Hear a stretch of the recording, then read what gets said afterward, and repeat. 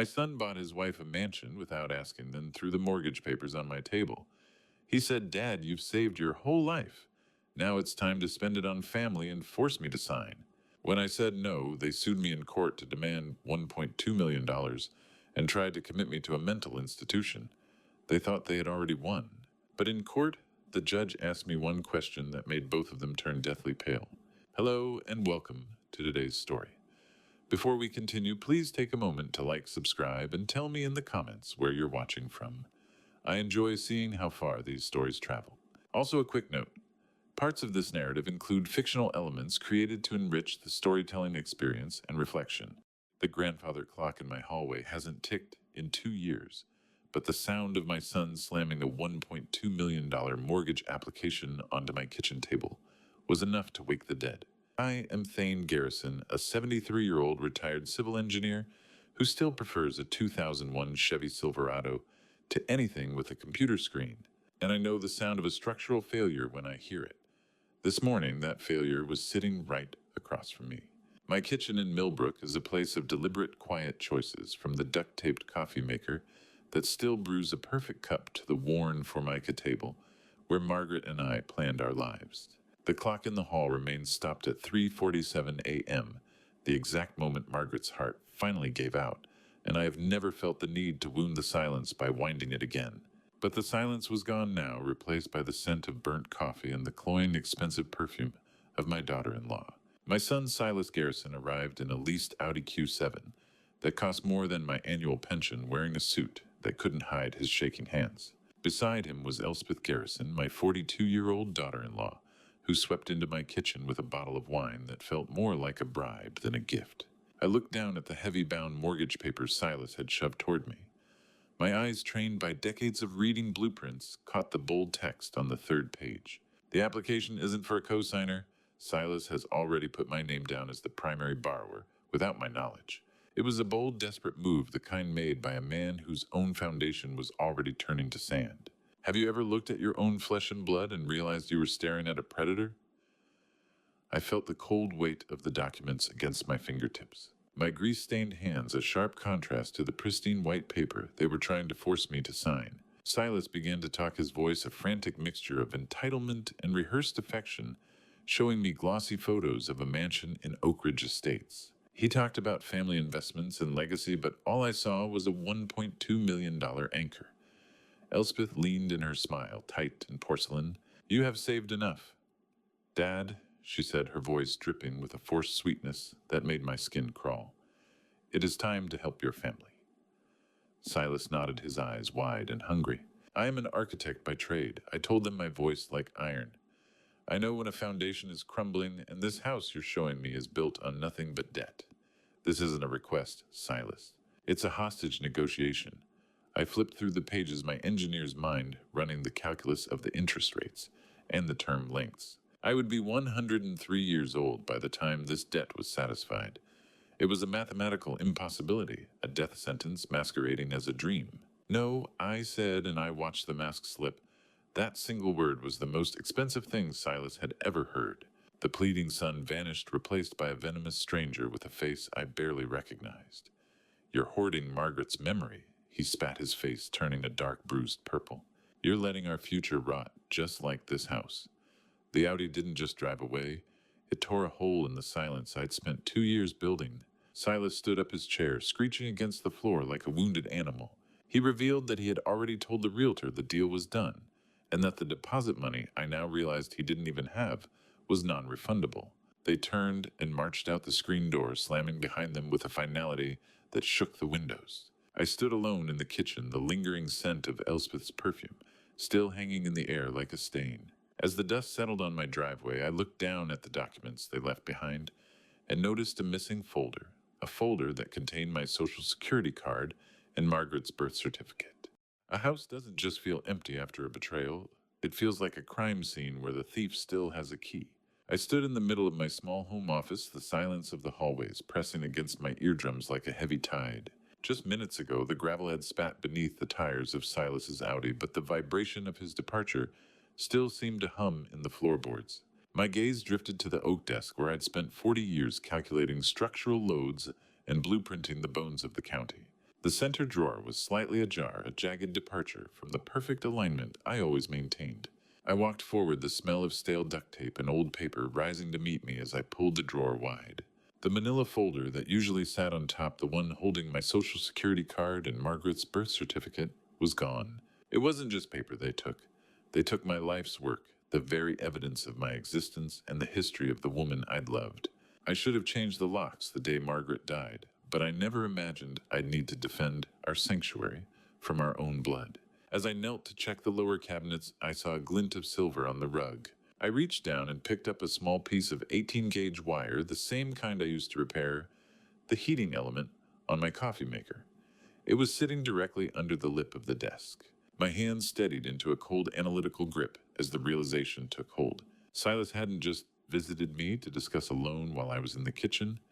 He had actively searched this room while I was in the bathroom, using a common piece of household scrap to bypass the simple lock on my files. My name, my social security number, my house. They were carving me up like an inheritance that wasn't even dead yet. The violation felt physical, a cold draft blowing through a room that should have been sealed tight.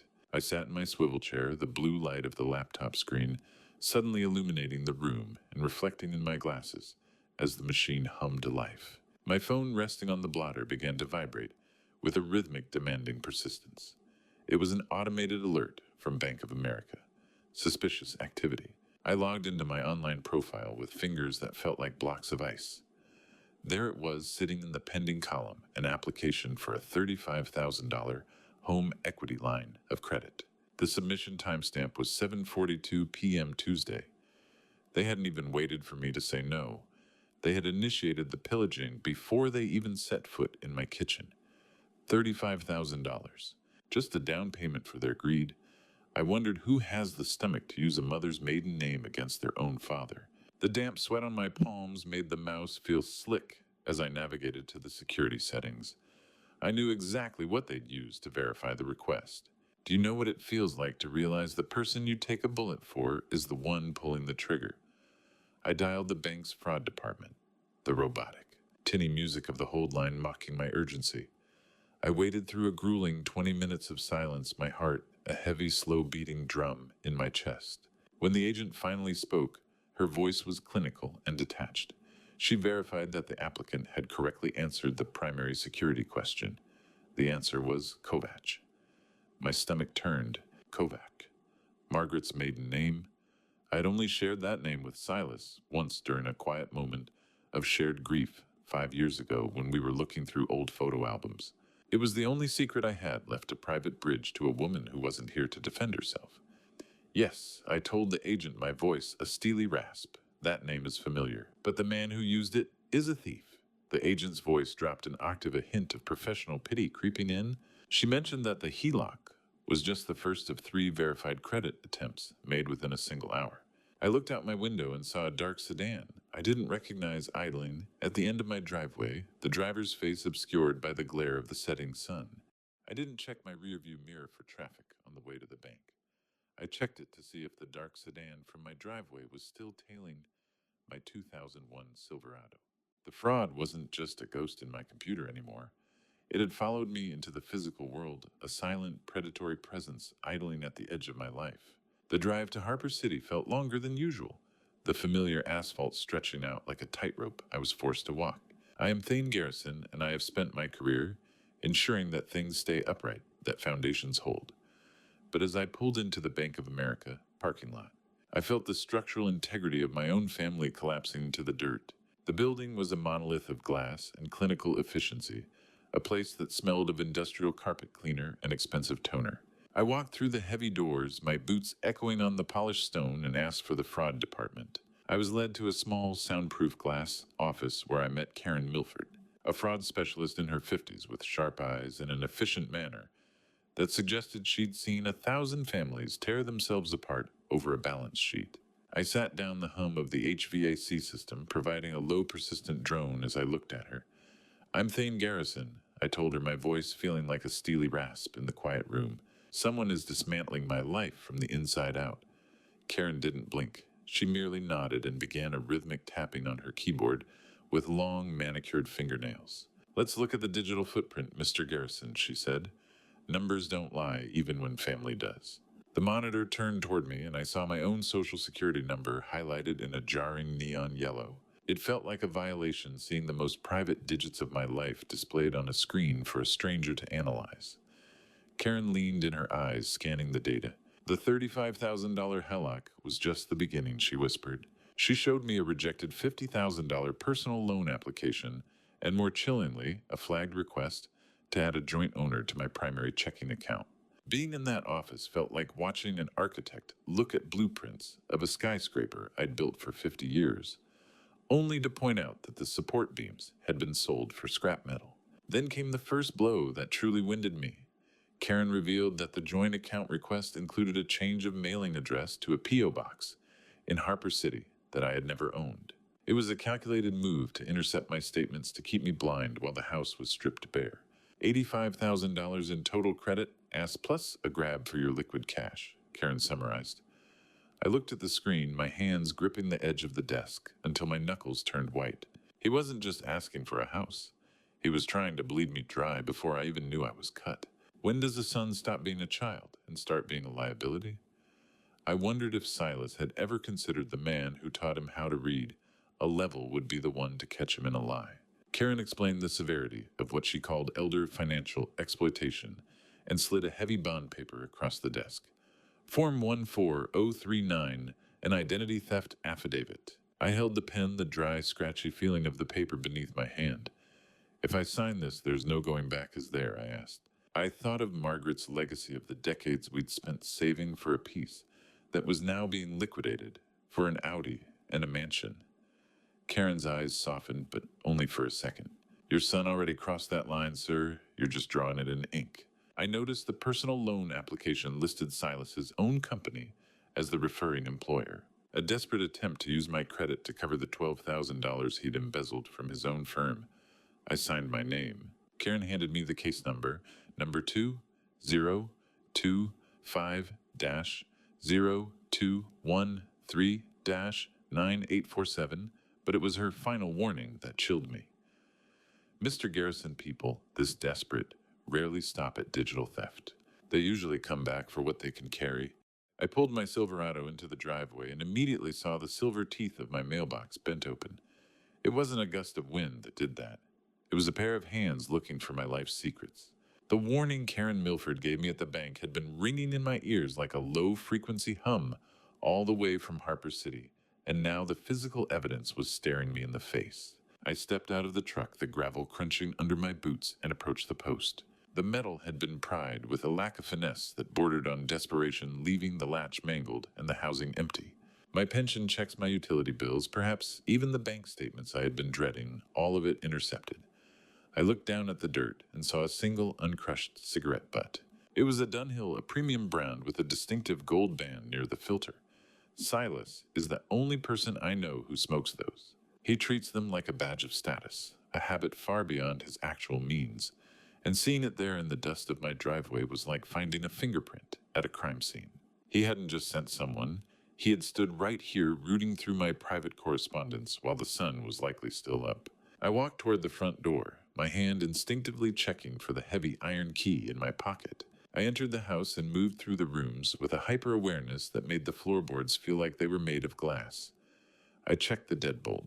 I checked the window latches in the sunroom. I even checked the basement door I rarely use. The sanctuary I had built with Margaret for 40 years was beginning to feel like a cage with invisible bars. Have you ever seen the exact moment your son stops seeing you as a father and starts seeing you as a roadblock to a paycheck? It is a cold realization that settles into the marrow of your bones, heavier than any winter frost. I tried to settle into my armchair, but the quiet of the house was no longer peaceful. It was predatory. A sharp professional rap at the door made me nearly jump out of my skin. I moved to the window and pulled the curtain back just enough to see a man in a cheap, ill-fitting suit with the bored eyes of someone who spends his days delivering bad news to good people. He held a stack of fluorescent white papers that seemed to glow against the dull wood of the porch. I opened the door before he could knock again. Gabriel Thane Garrison, he asked, his voice a flat monotone. You've been served, sir, He didn't wait for a response, just pressed the bundle into my calloused hands and turned back toward his sedan. I stood on the porch, the air suddenly feeling thin. I sat on the porch swing, the chains giving a rhythmic, mournful creak as I fumbled with the heavy staples at the top of the document.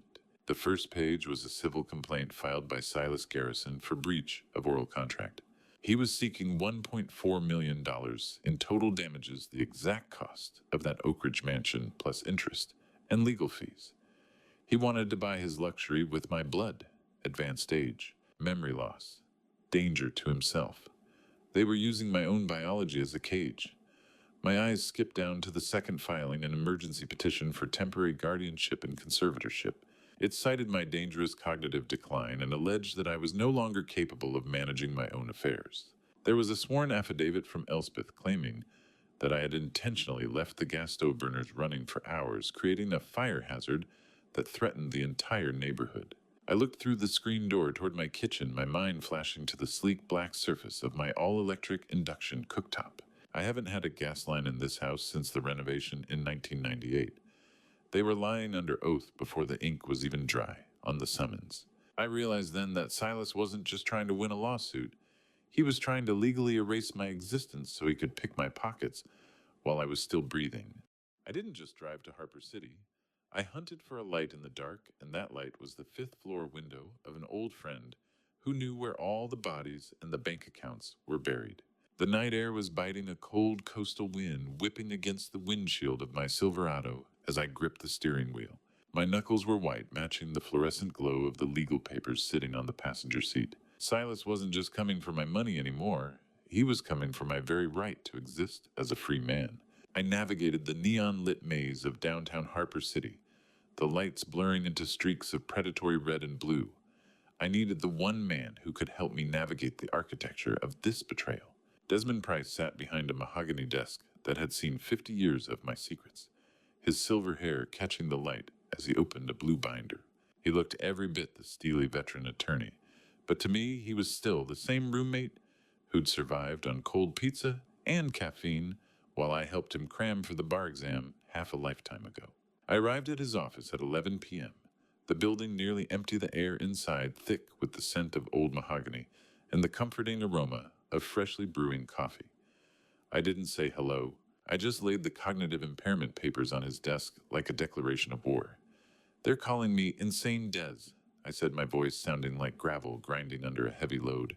My own son signed the petition. Desmond didn't flinch. He adjusted his glasses and began to read, the only sound in the room being the rhythmic ticking of a wall clock that actually worked, unlike the silent ghost in my hallway at home. Silas had been clever, Desmond noted. He'd specifically filed in a jurisdiction where the presiding judge was known for being aggressive with elder protection cases, hoping for a quick, unexamined ruling before I could even mount a defense. Desmond's office was a fortress of leather-bound logic, a place where the messy emotions of a father's betrayal were filtered through the cold, unyielding mesh of California probate law. Then we'll show them that a cornered engineer is the most dangerous machine they've ever tried to dismantle, Desmond replied, his blue fountain pen already scratching notes on a legal pad with a sharp, decisive sound.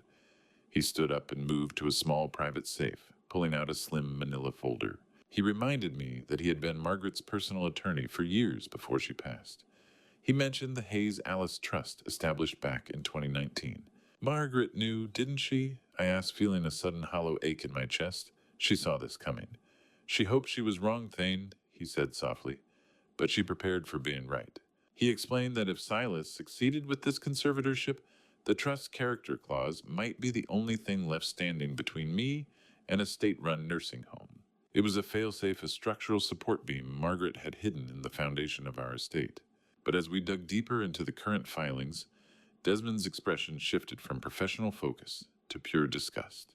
He slid a document across the desk toward me, a copy of an internal memo from Fletcher Construction. It was a termination letter for Silas, dated January 2025. Embezzlement. It's an ugly clinical word. It sounds like a disease, and in Silas's case, it was terminal. The memo detailed an unauthorized diversion of company funds totaling $12,000.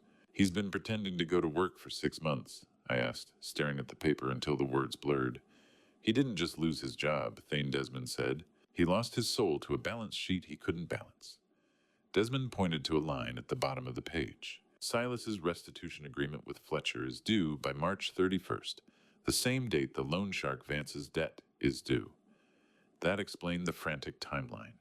Silas wasn't just greedy, he was drowning. Desmond leaned back the shadows of the office, making him look like a hanging judge. That's not all, Thane. We ran a credit check on your daughter-in-law. Elspeth isn't just in debt, she's a black hole. I watched the numbers on the screen, $127,000, and realized Elspeth wasn't just wearing designer clothes. She was wearing a debt that could buy a small house and still have enough left for a funeral. Desmond leaned back the shadows of the office, making him look like a hanging judge, as he let that figure sink into the marrow of my bones. I had spent my life as an engineer calculating the load-bearing capacity of steel and concrete, but no structure could withstand a deficit like that. Desmond reached for a second pile of documents, the dry, papery smell of credit reports filling the small space between us. He told me that Elspeth's mother had to co-sign their apartment lease because their own credit was too destroyed to pass even a basic rental check. They were living in a glass house held together by scotch tape and lies. Desmond began to break down the investigation into Elspeth's financial wreckage, revealing 15 maxed-out credit cards and a part-time salon job that barely covered the monthly interest, let alone the principal. I sat there in the silence of the fifth floor, the grit in my eyes from lack of sleep, making every word on the page burn.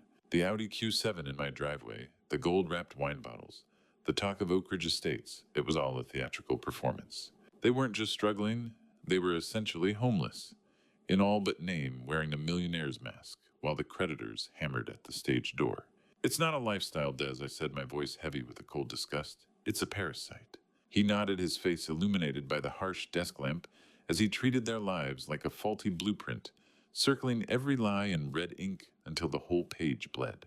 Desmond then shifted the focus to our counter-strike. He explained the Hayes Alice Trust's internal mechanism, specifically the character clause. By the very act of filing this predatory lawsuit for monetary gain, Silas had already triggered a preliminary breach of Margaret's ethics requirements. We weren't just going to win a court case. We were going to disqualify him from the $82 million he didn't even know existed yet. Margaret's test was meant for a son, not a predator, I whispered, gripping the firm, reassuring weight of the blue trust binder. Let's finish this. We spent the next hour mapping out the timeline of their desperation, pinning the March 31st deadline for Silas's restitution to Fletcher Construction against the looming shadow of the loan shark. Vance, how do you tell the difference between a son who's drowning and a son who's just trying to pull you under to get a better view of the horizon? I didn't have an answer, only the steely resolve to ensure he didn't take me with him. To anchor our defense, Desmond pulled out a final document, a retainer agreement for a private investigator named Jake Thornton. I noticed it was already signed and paid for using the Hayes Alice Trust's emergency fund. It was a chilling realization. Margaret was essentially funding the investigation into her own son from beyond the grave. The cold gray light of dawn began to reflect off the glass towers of Harper City, casting long skeletal shadows across the mahogany desk. Get some sleep, Thane Desmond said, his voice weary but sharp. Tomorrow we start pulling the thread. I stood up, the joints in my knees popping like small pistol shots in the quiet office. I've slept enough for 2 years, Des, I replied. It's time to work. I gathered my things, the weight of the summons in my pocket feeling less like a burden and more like a range card for a coming battle. As I walked to my truck, the distant, lonely sound of a morning train echoed through the city streets. Desmond called out one last thing from the doorway, his silhouette stark against the office light. Thane, be careful. A man who owes a loan shark $50,000 doesn't just hire a lawyer, he hires shadows. Walking into a psychiatric ward to prove you're sane is a special kind of hell, especially when the person who put you there shares your last name. The squeak of my Silverado tires on the hospital pavement felt like a final warning as I pulled into the lot of the Harper Medical Center. I sat in the cab for a moment, gripping the steering wheel until the ridges of the leather bit into my palms. Desmond had warned me that Silas was hiring shadows, and as I walked toward the sliding glass doors, I couldn't shake the feeling that every set of eyes in the lobby was measuring the depth of my alleged decline. The air inside was a heavy blanket of antiseptic and industrial lavender, a scent designed to soothe, but one that only served to sharpen my nerves. I checked in at the front desk, feeling the weight of the cameras and the nurses' sideways glances. I wondered if they saw a patient already lost to the fog or a victim of a very modern kind of betrayal. I was eventually led to a small office where I met Dr.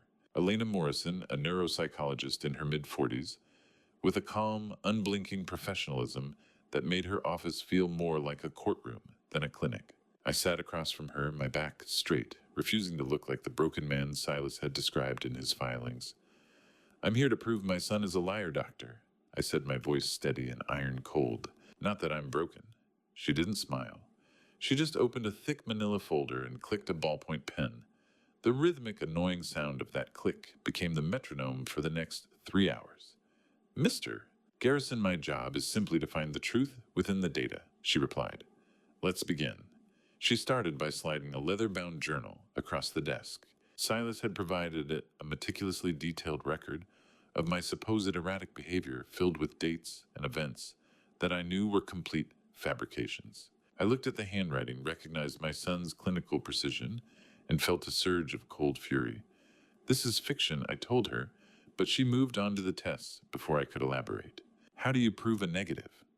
How do you show a stranger that the confusion in your eyes is actually just the fog of a husband's grief, not the rot of a dying brain?"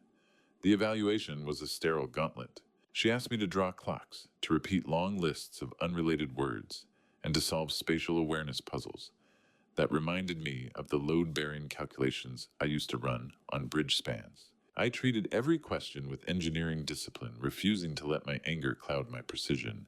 "Can you tell me the 5 words I gave you 20 minutes ago?" she asked, her eyes searching mine for any sign of a flicker. "Bridge steel. Rivet blueprint, foundation," I replied. "I don't forget the things that hold a structure up, doctor." Being under her gaze was like being a specimen under a microscope, waiting for the light to heat up enough to burn the very truth I was trying to preserve. The dry, papery feel of the word recall cards became familiar as we moved into the 3rd hour. Dr. Morrison shifted her focus, asking why a son would believe his father was incompetent. I laid it out for her: the $1.2 million mortgage refusal, the identity theft, the stolen Social Security card. I framed it not as a family squabble, but as a systematic attempt at elder exploitation. Her pen paused mid-click, her clinical mask slipping for a fraction of a second as she absorbed the data points. "Do you feel your son is a threat to you, Mr. Garrison?" she asked. "A threat to my finances." "Certainly," I said. "A threat to my mind. He's not smart enough for that." Toward the end, she revealed that Silas's legal team had specifically asked her to look for signs of anosognosia, a condition where a patient is unaware of their own disability. They were trying to preemptively invalidate my own testimony. Dr. Morrison closed her folder and looked at me with a gaze that wasn't clinical anymore. "Mr. Garrison, your logic scores are in the 99th percentile," she said softly. "Which makes me wonder, what exactly is your son afraid you're going to remember?" I went to the diner looking for a familiar cup of coffee, but I found out that in a small town, a lie travels faster than the truth and tastes twice as bitter. Driving away from the hospital, the high scores Dr. Morrison had mentioned felt like a temporary shield, but Millbrook was a different kind of battlefield. I pulled my Silverado into the gravel lot of the corner diner, the crunch of the stones sounding like breaking bone. As I walked toward the entrance, I noticed a yellowed paper fluttering in the drafty doorway on the community board. It was a printed flyer with my face on it. It didn't ask for help finding a lost dog.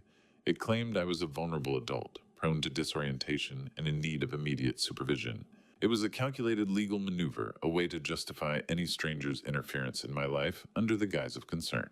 I stepped inside the bell above the door, chiming with a cheerfulness that didn't match the sudden dead silence that followed. For 30 years I have eaten at this counter, built the foundations for half the buildings on this street, and paid my tabs with a handshake.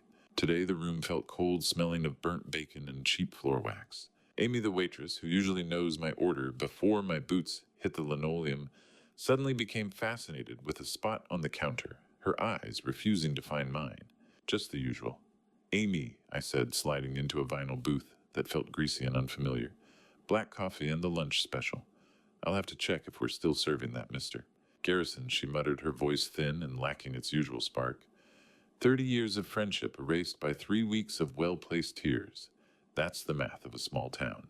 I sat in my usual back corner booth, feeling the weight of a dozen stares prickling at the back of my neck. In the booth directly behind me, I heard the sharp, rhythmic clinking of a spoon against a ceramic mug. An elderly couple people I'd sat next to at church for a decade were whispering in hurried tones that stopped the moment I breathed too loudly. They spoke of the tragedy of my mental state, sharing hushed rumors that I allegedly threatened Silas over a house, and that I didn't even recognize my own granddaughter half the time. It was a masterclass in character assassination. Silas and Elspeth hadn't just filed a lawsuit, they had spent every PTA meeting and social hour poisoning the very ground I stood on. Dementia is a thief, the woman whispered, but greed shouldn't be the one holding the door open for it. How do you fight a ghost?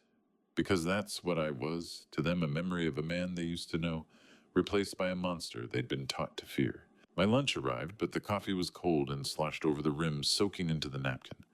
I didn't stay to eat. Amy slapped the check down without a word, and I noticed a new service charge added to the bottom, a petty tax for the unwanted presence of a crazy man. I stood up my chest, feeling like it was being crushed by the weight of the town I had helped build. Keep the change. Amy, I said, leaving a $50 bill on a $10 tab. It seems the price of loyalty has gone up in Millbrook. I walked out with my head held high, ignoring the stares that followed me like vultures. I stepped into the afternoon air, but the silence of the town felt oppressive, a heavy blanket of judgment. Across the street, I saw a familiar car, Elspeth's white SUV. She was sitting there, her eyes hidden behind dark glasses, watching me leave the diner. She was treating my social death like a spectator sport, waiting for the exact moment I finally broke. I reached my truck and looked at the reflection in my window. For a second, I didn't see an engineer. I saw the broken, paranoid old man they wanted me to be. And then I saw the shadow move in my backseat.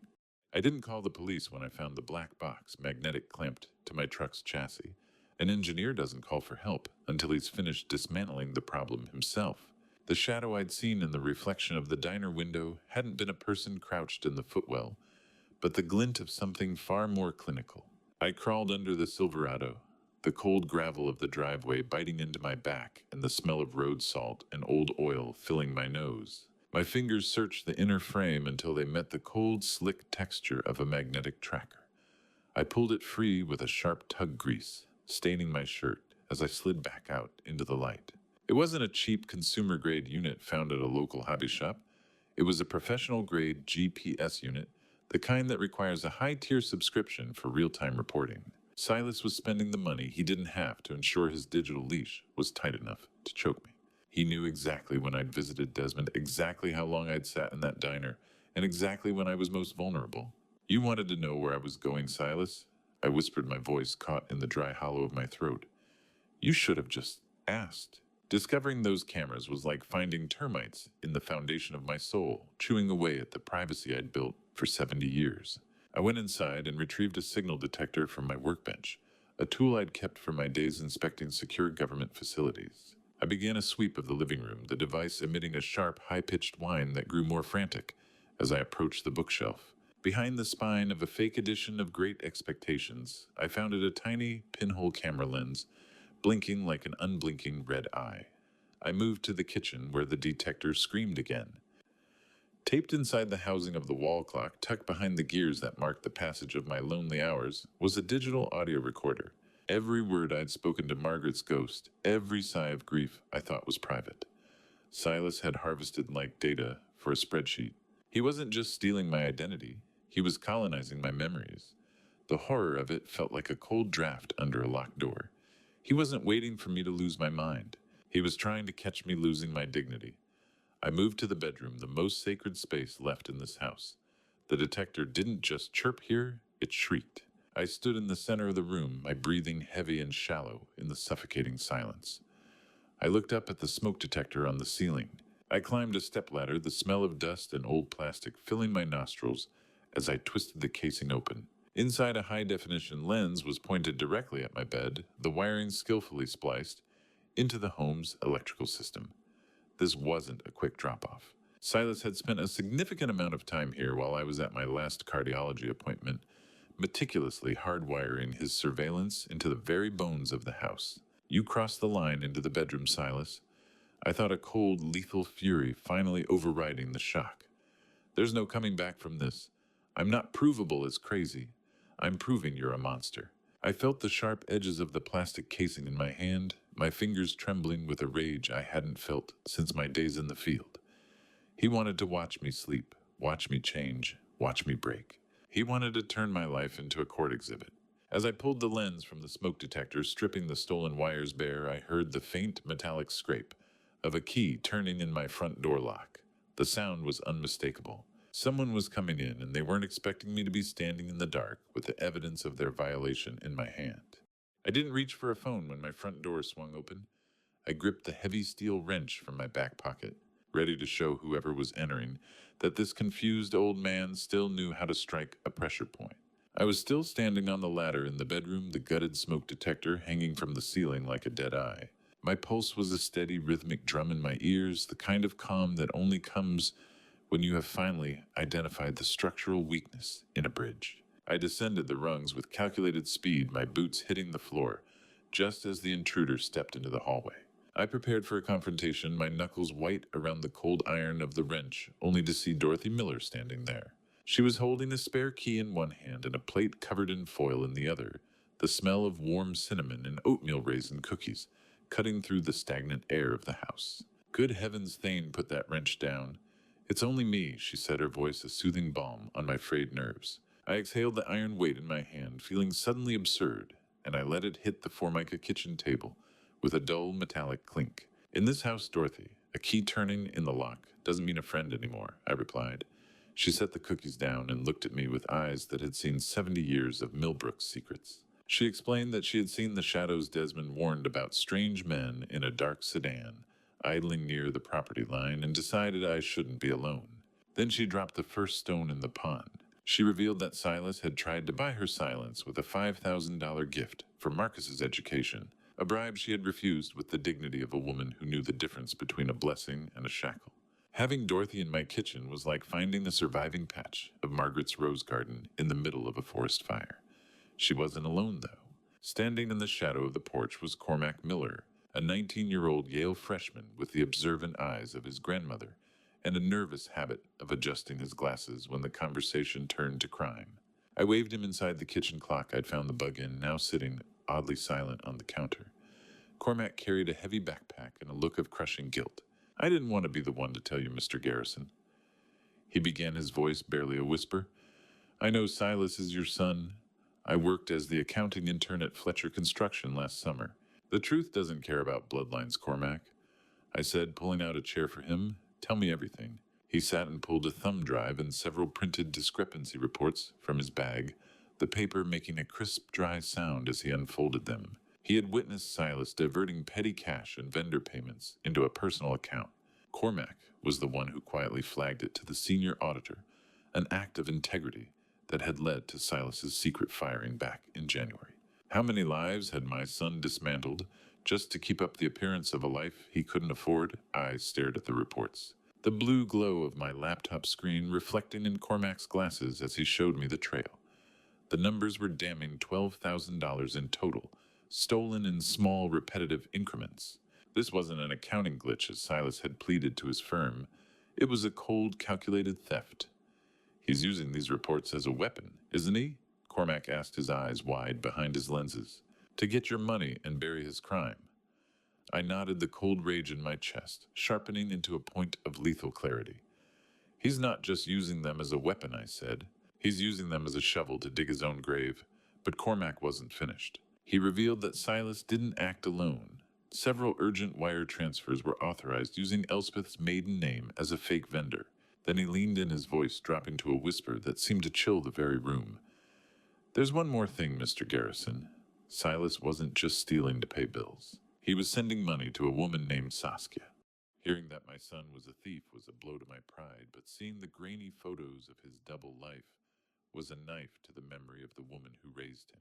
I sat alone at the kitchen table after Dorothy and Cormac left the thick manila envelope from I. Jake Thornton's courier, feeling like lead in my hands. The evening wind whistled through the kitchen window screen, a lonely, high-pitched sound that seemed to mock the stillness of the house. I broke the seal and spread the contents across the worn formica, my eyes scanning the long lens hotel photos.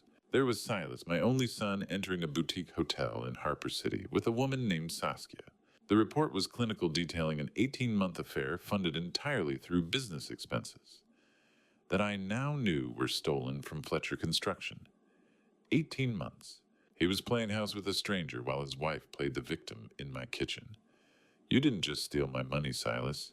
You stole the time I thought we had left as a family. The grainy, pixelated texture of the photos made him look like a ghost of the boy I once knew, but the betrayal was sharp and high definition. Then I hit the first twist in the narrative of his deceit. The report revealed that Silas told this woman I was dying of a rapid onset dementia to explain why he needed to seize the family assets so urgently. He was burying me while I was still standing, using a fabricated tragedy to justify a very real theft. Affairs, embezzlement, loan sharks. My son's life was a masterclass in structural failure. I turned to a section titled The Vice Connection. Jake had documented Silas meeting with Vance, the Vice, a predatory lender known for operating out of the industrial district. There was a photo of Vance poking Silas aggressively in the chest, the body language of an owner disciplining a stray. It confirmed my worst fears. The demand for the mansion wasn't about a better life for Briar. It was a frantic attempt to pay off a mob debt before the March 31st deadline. He's not buying a home, I whispered to the empty room. He's buying his life from a shark. You brought the mob to my doorstep, son. That was your final mistake. I could feel the cold, slick feeling of the glossy paper against my fingers, a physical manifestation of the filth he had invited into our history. How do you tell the difference between a son who is drowning and a son who is just trying to use your head as a stepping stone? The final part of the report was a comprehensive financial audit, the red confidential stamp glaring at me from the top of the page. The numbers were staggering: $127,000 in credit card debt for Elspeth lease arrears on the Audi and Silas's unpaid restitution. The total financial hole was over $200,000, and that didn't even account for the loan shark's principal. $127,000 in shoes and handbags while they begged me for a down payment. They were going to liquidate my entire life to pay for their vanity. I looked at the totals and felt a wave of disgust that threatened to make me sick. Then I found the final confirmation of his depravity. Tucked into his sleeve was a photocopied check showing Silas had used my forged signature to pay for Saskia's apartment deposit 3 months ago. He had literally used my name to fund his mistress's bed. I turned the page and saw a photo that stopped my heart. Silas wasn't just meeting the loan shark, he was handing him a spare key to my back door. A key is meant to keep the world out, but in my son's hands, it had become an invitation for the devil to sit at my dinner table. I stared at the photo Jake's courier had delivered, the image of Silas handing a silver key to Vance, the vice burning a hole through my composure. My mind immediately went to the garden. I walked to the porch, my boots heavy on the wood, and looked at the spot where a ceramic frog sat among Margaret's dormant roses. I didn't need to pick it up to know. The slight shift in the soil around its base told the story. The spare key I'd kept there for 20 years was gone. The technical reality of the breach hit me with the force of a structural collapse. My son hadn't just stolen my credit, he had sold my physical security to a violent criminal to buy a few more. Weeks of borrowed time. He gave them the house, Margaret, I whispered to the empty air, feeling a cold shiver that had nothing to do with the evening breeze. Before I even said no, he'd already sold the roof over my head. You don't hand a predator a key unless you're planning on being the one who opens the door. I retreated to my office, the familiar smell of old paper and stale coffee providing a thin layer of comfort as I began a final, brutal calculation of Silas's survival play. Tucked inside the folder of stolen documents Silas had left behind, I found something even more chilling: a life insurance policy update. Silas had attempted to list himself as the sole beneficiary of my policy just 2 weeks ago, forging my hand with a practiced ease that made my stomach turn. He wasn't just waiting for me to lose my mind. He was preparing for a payout that required me to be gone entirely. Silas was treating my life like an over-leveraged asset, trying to liquidate the foundation before the creditors realized the walls were already starting to buckle. Between the $12,000 he'd embezzled, Elspeth's $127,000 in credit card debt, and the $50,000 loan, shark principal, the math became clear. The $1.2 million mortgage wasn't about a mansion for Briar. It was a cash-out equity scheme. He planned to take a massive loan against my name, pay off his creditors, and likely flee, leaving me with a foreclosed home and a reputation in ruins. It was never a house for Breyer. I realized, my hands steadying as the logic of his desperation took hold. It was a getaway car with my name on the registration. He's playing a zero-sum game, and he's decided I'm the zero. I knew then that I couldn't wait for a court date to secure my life. I moved to my workbench, the smell of WD-40 and fresh sawdust filling the air as I gathered my tools. I spent the next 2 hours reinforcing the bones of my house, installing heavy-duty steel floor bolts, and changing every internal lock with an engineer's precision. If the law won't keep them out, steel and bolts will. What do you do when the person you taught to walk is now trying to lead you into a trap? You build a fortress. As I worked, the realization settled in. Silas has backed himself into a corner, where my death or incapacity is the only path to his survival. The character clause in Margaret's trust is no longer just a legal hurdle. It is the only thing keeping me alive. I caught my reflection in a darkened window, my face lined and hard, looking more like a soldier than the retired engineer I had been yesterday. As I reached under the kitchen table to check for any more surveillance, my fingers brushed against something cold and plastic. I pulled it free, a burner phone taped to the underside of the formica. I held it in my palm, and at that exact moment, the device gave a high-pitched, demanding buzz. A single text message appeared on the screen from an unsaved number. Is the old man sleeping? Yet we're coming for the blue binder. I didn't wait for the front door to splinter. I grabbed the blue binder from its hiding spot behind the furnace and was out the back gate before the first dark sedan even turned its headlights off. My pulse was a frantic copper-tasting drum in my mouth as I moved through the shadows of my own rose garden, the wet earth clinging to my boots. I acted with the cold precision of a man who had spent 40 years designing secure structures, navigating the darkness without a flashlight. I realized then that Silas isn't just suing me for a house anymore. He has invited criminals into our history who know exactly what Margaret left behind. I reached the Silverado, tossed the heavy binder into the footwell, and pulled out onto the main road, just as the rhythmic, heavy thrum of an Audi idling in the distance reached my ears. Not tonight, Silas, I whispered to the empty cab. This legacy doesn't belong to the shadows. I drove with my head down, breathing through the sharp adrenaline until I reached the safe haven of Philip Harrington's private estate on the outskirts of Harper City.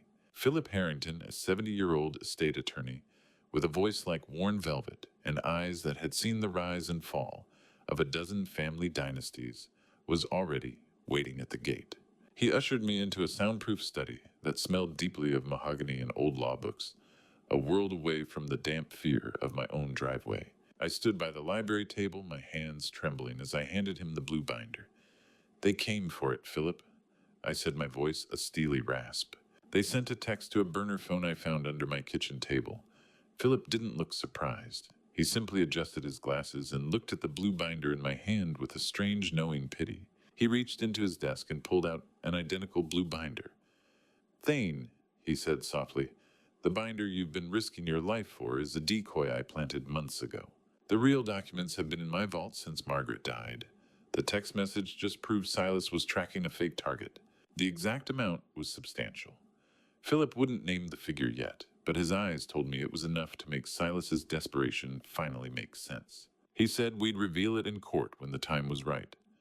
I sat down heavily, the shock of the double play making the room tilt. Philip laid the genuine binder on the table and broke the wax seal Margaret had placed on the final pages. He began to walk me through the architecture of a fortune I never knew existed. Margaret had been a quiet genius of diversified investments, green tech real estate, and sustainable construction patents she'd been maturing for 30 years, while we lived on a modest pension and fixed our coffee makers with duct tape. I watched the numbers climb on the ledger, my eyes burning as they hit a final, audited total $82,400,000. How do you spend 40 years building a life with someone and never realize they were sitting on a mountain of gold while you were worrying about the price of eggs? The weight of the secret, finally, matched the weight of the danger I had been living in. 82 million, I asked, my voice barely a breath. Philip, we lived like we were one bad month away from trouble. Philip nodded, his blue fountain pen scratching notes as he turned the gold-embossed letters on the binder toward the desk lamp. She didn't want to change who you were, Thane. She wanted to protect who Silas might become. Then he dropped the final bombshell of the night. Silas hadn't just been waiting for the lawsuit to progress. Philip revealed that my son had actually contacted him 3 months ago, attempting to pose as me over the phone to liquidate the trust early. That was the real trigger for the investigation. That was why Margaret's failsafes were currently screaming. Philip turned to the very last page of the binder, a section highlighted in red ink. Now, Thane, we have to talk about the character clause. This is where your son's lawsuit becomes his suicide note. Philip didn't just hand me a key. He handed me a bridge across the grave, a chance to hear Margaret's voice one more time before the world tried to drown me in Silas's lies. After the revelation of the $82 million figure, the air in his study felt too thin to breathe. We didn't stay there. Philip insisted we move immediately to the Wells Fargo vault in Harper City, a fortress of granite and steel where the most sensitive components of Margaret's plan were housed. The transition from the warm mahogany of the study to the bowels of the bank was jarring. The elevator ride was silent, and as we descended, the air turned cold, carrying the sterile scent of old metal and institutional silence. We stood before a wall of stainless steel deposit boxes, the flickering of the fluorescent light above us, the only sign of life. Philip used his master key alongside the one I had carried in my pocket, the two locks turning in perfect synchronization. Box number 482 slid out with a heavy metallic scrape. Inside was a small cedar box, engraved with our initials, the scent of aged wood and dried lavender, momentarily masking the smell of the vault. I lifted the lid to find a small digital recorder, resting atop a stack of 6 cream-colored envelopes, numbered in Margaret's elegant blue cursive. She said to open these only when the clock started ticking again. Thane Philip said, his voice hushed. I restarted it last night, Philip. I replied, my thumb tracing the familiar ink. I'm ready to hear what she knew. Reading those letters was like finding a structural report on my own family, written by the only architect who actually knew where the foundation was sinking. I pressed play on the recorder first, and her voice filled the small, cold viewing room. It was steady and clear, a pre-recorded testimony to her own perfect cognitive health, designed to dismantle any claim that these documents were the product of a fading mind. Then I opened the first 2 letters. Margaret wrote with a heartbreaking clarity about Silas's fundamental crack. She spoke of an entitlement she had witnessed since he was a teenager, a hollow spot in his character that she feared would turn predatory once her stabilizing influence was gone. Softness is a father's gift, Thane, but steel is a protector's duty, she wrote. I felt a lump form in my throat. She wasn't just my wife. She was the sentinel. And even from the grave, she was still standing guard. She explained that the Hayes Alice Trust wasn't built for Silas's comfort, but as a crucible to test his character, a test she desperately hoped he would pass, but had statistically calculated he would fail. It was an apology written 3 years ago for the war I was fighting today. I reached for the 3rd letter, dated November 2020. My hand trembling as the precision of her foresight began to feel like a heavy weight. She detailed the character clause from a personal perspective, revealing that she had intentionally made the trust large enough to be an irresistible bait for a greedy soul. She warned me that Silas would use mental incompetence as his first weapon, an engineering move to bypass the very locks she had installed. If he chooses the law over loyalty, he chooses a desert over an empire, the letter stated. She didn't just build a trust, Philip, she built a mirror. And Silas is about to see exactly what he is. My hand brushed a postscript I hadn't noticed. Margaret mentioned she had secretly met with Elspeth's parents years ago and discovered they had been quietly funding Silas's early debts, meaning the rot in his finances had started long before she ever got sick. I reached for the 4th envelope, my heart hammering against my ribs, but Philip's hand reached out and stopped me. Not yet, Thane, he said, his eyes reflecting a grim sort of light. The next 3 letters, they contain the names of the people in Millbrook Silas has already contacted to betray you. I thought I was reading a final goodbye, but Margaret had actually left me a tactical map of the battlefield Silas was building around my home. Philip's warning hung in the cold, recirculated air of the vault as I stared at the remaining 3 envelopes in the cedar box. My hands, calloused from decades of handling steel and blueprints, felt clumsy against the delicate cream stationery. I opened the 4th and 5th letters, my eyes scanning the elegant blue cursive that had once brought me so much peace. Margaret revealed a betrayal I had never even suspected. Years prior, she had caught Silas attempting to bribe a local clerk to change the deed on our secondary property. She didn't confront him then. Instead, she used it to identify the specific people Silas was leveraging. She listed the names of the spiders in our community, including the supposedly friendly banker who had flagged the recent fraud warning that they weren't enemies, but people under Silas's thumb through his manipulative favors. He's been weaving this web for years, Philip, I said, the smooth texture of the envelopes feeling cold against my fingertips. I was just the fly he hadn't caught yet. Philip nodded, his gaze solemn. Margaret didn't just leave you money, Thane. She left you the names of the people who helped him spin the thread. Then I encountered a detail that made my heart hammer against my ribs. Margaret revealed that she had been paying a private security firm to watch over me from a distance since her diagnosis. The shadows I had been seeing near my property might not all belong to Silas. Some of them were the silent sentinels she had hired to ensure I wasn't taken in the night. Grief is a heavy fog, but Margaret's words were a high-intensity spotlight, cutting through the haze until the only thing left was the cold, hard steel of the truth. I reached for the sixth and final letter of the sequence. In it, Margaret addressed me directly, acknowledging my soft heart, but urging me to embrace the sentinel persona I had used during my bridge-building days. She explained that the character clause was my legal shield, but my own analytical mind was my sword. Stand firm for me, my love, she wrote. A father protects, a sentinel preserves. I felt a profound shift in my chest, a structural realignment of my very soul. I'm done mourning the son I thought I had, I told Philip, my voice regaining the steely, analytical edge of my working years. It's time to deal with the man who's actually there. If the woman I loved could be this ruthless in her protection of me, how could I be anything less in my pursuit of justice? I watched Philip secure the cedar box, the sound of the heavy vault door sealing shut behind us like the closing of a chapter.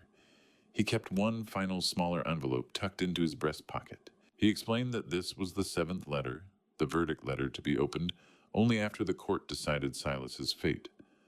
What's in the last one? Philip Lapern asked as we walked through the lobby. That's for the man who wins his life back, Thane, he replied, not the man fighting for it. He then shared one more piece of the puzzle. 2 years ago, a third party had made Silas a secret offer, a generous buyout of his future interests that would have solved his debts. Silas rejected it, choosing to wait for a larger payday. His greed wasn't a sudden lapse. It was premeditated. We stepped out of the bank's glass exterior, the sharp, blinding glare of the afternoon sun hitting me like a physical blow. The smell of Harper City rain on hot asphalt rose to meet me. I felt the heavy, comforting weight of the cedar box in my arms as we reached the street.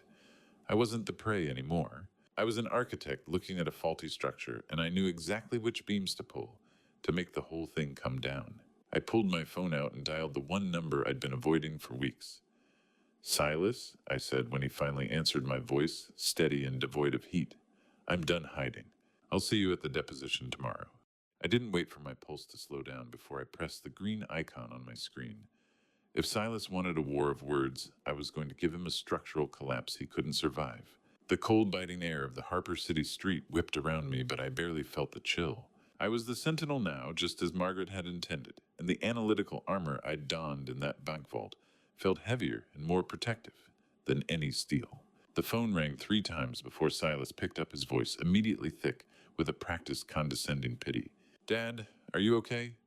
You sound confused, he said, but I cut through the bluster like a diamond-tipped saw.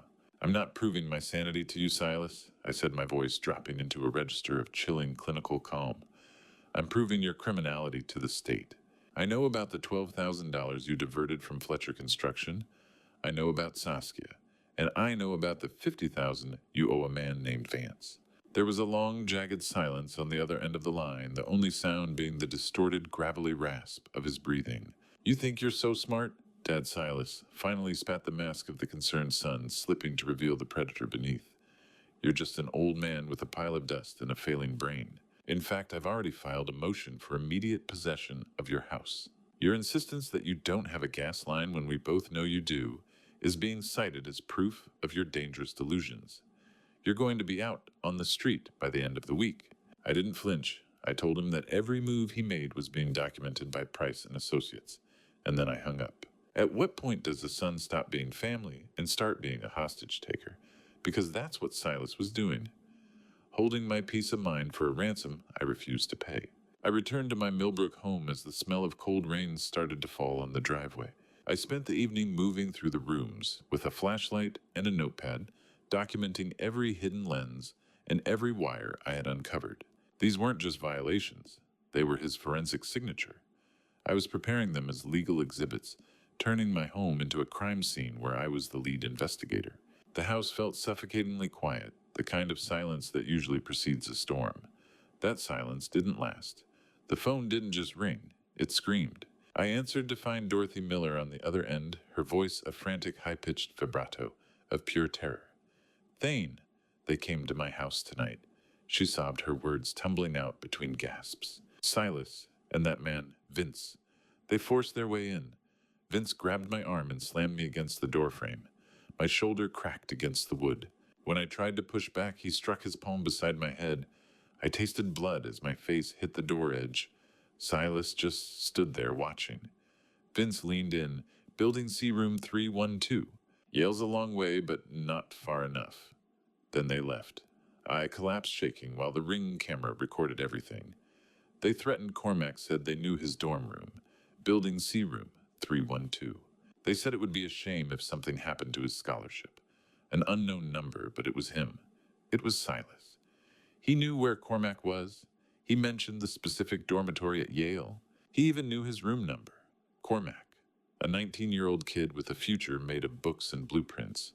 Silas was willing to burn it all for a down payment on a pool. My stomach turned as Dorothy recounted the threat. Silas had told her it would be a tragedy if Cormac's hard-earned scholarship was disrupted by unforeseen legal issues or a physical incident on campus. He's not just a thief anymore, Dorothy, I said, my heart beginning a rhythmic panicked thumping against my ribs. He's a predator, using a 19-year-old as bait. Then Dorothy dropped the final piece of the nightmare. He sent me a photo, Thane. He sent a photo of Cormac walking to class. It was taken only hours ago. It means the shadows aren't just here in Millbrook. They're already on the Yale campus. I felt a cold dread settle in my marrow. Silas was moving faster than the law, and he was targeting the few people who still stood by me. I told Dorothy to stay inside, lock her doors, and wait for my signal. I hung up the phone, my hand trembling slightly. The motion sensor I'd installed triggered at 2 a.m. I pulled up the camera feed and watched Elspeth move through my office with a flashlight photographing every document. She pocketed my property deed and Margaret's death certificate. The hidden camera caught everything. She didn't just enable Silas, she was the architect. As I stood in the darkened living room, I noticed a single red laser dot dancing across the glass of the framed wedding photo on my mantel. It trembled against Margaret's smiling face, a tiny lethal point of light that told me the watcher wasn't just at the end of the driveway anymore. He was looking through my windows, measuring the distance to my heart. I didn't wait to see if the red dot on my mantel was a bluff. I hit the floor with the muscle memory of a man who spent his youth on high-stress job sites. And I didn't stop crawling until I was behind the solid oak of my desk. The rough grain of the carpet pressed against my cheek as I navigated the dark living room, the smell of cold sweat and old floor wax filling my nostrils. I stayed low away from the glass of the windows as that silent crimson eye scanned the walls like a predatory searchlight. It was a terrifying realization that the psychological warfare of the courtroom had finally crossed the threshold into a physical threat. I reached for the secure, unbugged emergency phone I'd installed in the knee well of my desk only days prior. With a sharp metallic click, the secure line engaged. I dialed P. I, Jake Thornton, an ex-cop with a voice like gravel and a professional detachment that made even the most horrific evidence feel like a simple math problem. Jake, the laser is on the mantel, I whispered into the receiver. They're looking in. There was a pause, the heavy silence of the house magnified by the tinny hum of the phone. Stay low, Thane, Jake replied. That pointer isn't from a rifle. My guys on the perimeter see a man in the dark sedan using a high-powered pointer to signal your son. They're telling Silas they're in position to squeeze you. The shadows are getting impatient because the money isn't moving. Jake instructed me to log into the secure server we'd established for the investigation. I pulled my laptop into the darkness of the desk's shadow, the blue light reflecting off my glasses as I accessed the file Jake had uploaded only an hour ago. Watching Silas on that screen was like inspecting a bridge girder that had finally snapped under its own weight. There was no fixing it, only measuring the radius of the impact. The grainy telephoto footage was from the Harper City warehouse district. I watched my son, my only child, being cornered against a rusted corrugated wall by Vance, the Vice, Calabrese, a 38-year-old predator in a black leather jacket with the cold, unblinking eyes of a shark. Vance had a rap sheet for extortion longer than a structural manifest, and seeing him poke a finger aggressively into my son's chest made my stomach turn. That's Vince Jake's voice crackled. He doesn't take I owe us Thane. My son sold my safety to pay for his own skin, I muttered, watching the digitized image of Silas trembling. The video continued and the violence became overt. I watched Vance strike Silas a heavy casual blow that sent my son to his knees. The tinny sound of Silas's muffled pleas echoed through my speakers as he pointed a shaking hand toward the direction of Millbrook. He was offering me up. He was telling them I was the vault. How much is a son's life worth when he's already spent yours to buy a few more minutes of breathing room? I felt an icy clarity wash over me. The $1.2 million mortgage demand wasn't a dream of a mansion. It was a ransom note for a life Silas had already forfeited. My eyes narrowed as I identified the green leather portfolio Silas was handing to Vance in the flickering warehouse light. It was the same one he'd brought to my kitchen weeks ago, but it wasn't filled with mortgage papers anymore. It contained my stolen property deeds. Silas had literally handed over the dirt under my feet to stay the Vice's hand. The March 31st deadline wasn't just a date on a calendar anymore. It was a countdown to a hit. I felt the weight of Margaret's character clause like a loaded weapon in my hand.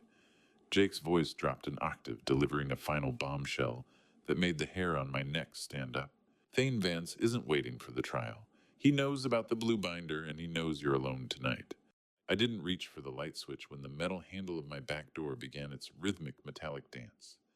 I gripped the hickory handle of my framing hammer and waited for the wood to splinter.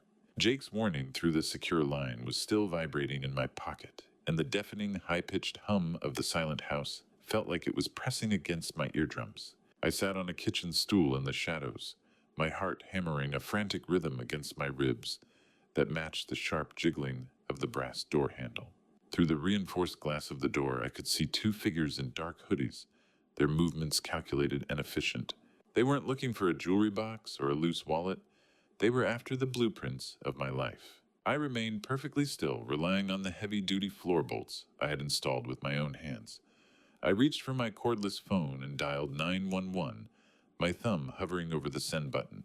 I wanted to see their faces to identify the rot Silas had invited into my sanctuary. It's not budging, one of them whispered, the sound barely audible over the wind. Try the office window. I gripped the cold, abrasive texture of the framing hammer's grip, my knuckles white. I'm right here, you cowards. I thought, my jaw set with a steely resolve. Come and see what an old man's focus feels like. What I didn't realize until much later was that the physical breach attempt was a coordinated distraction.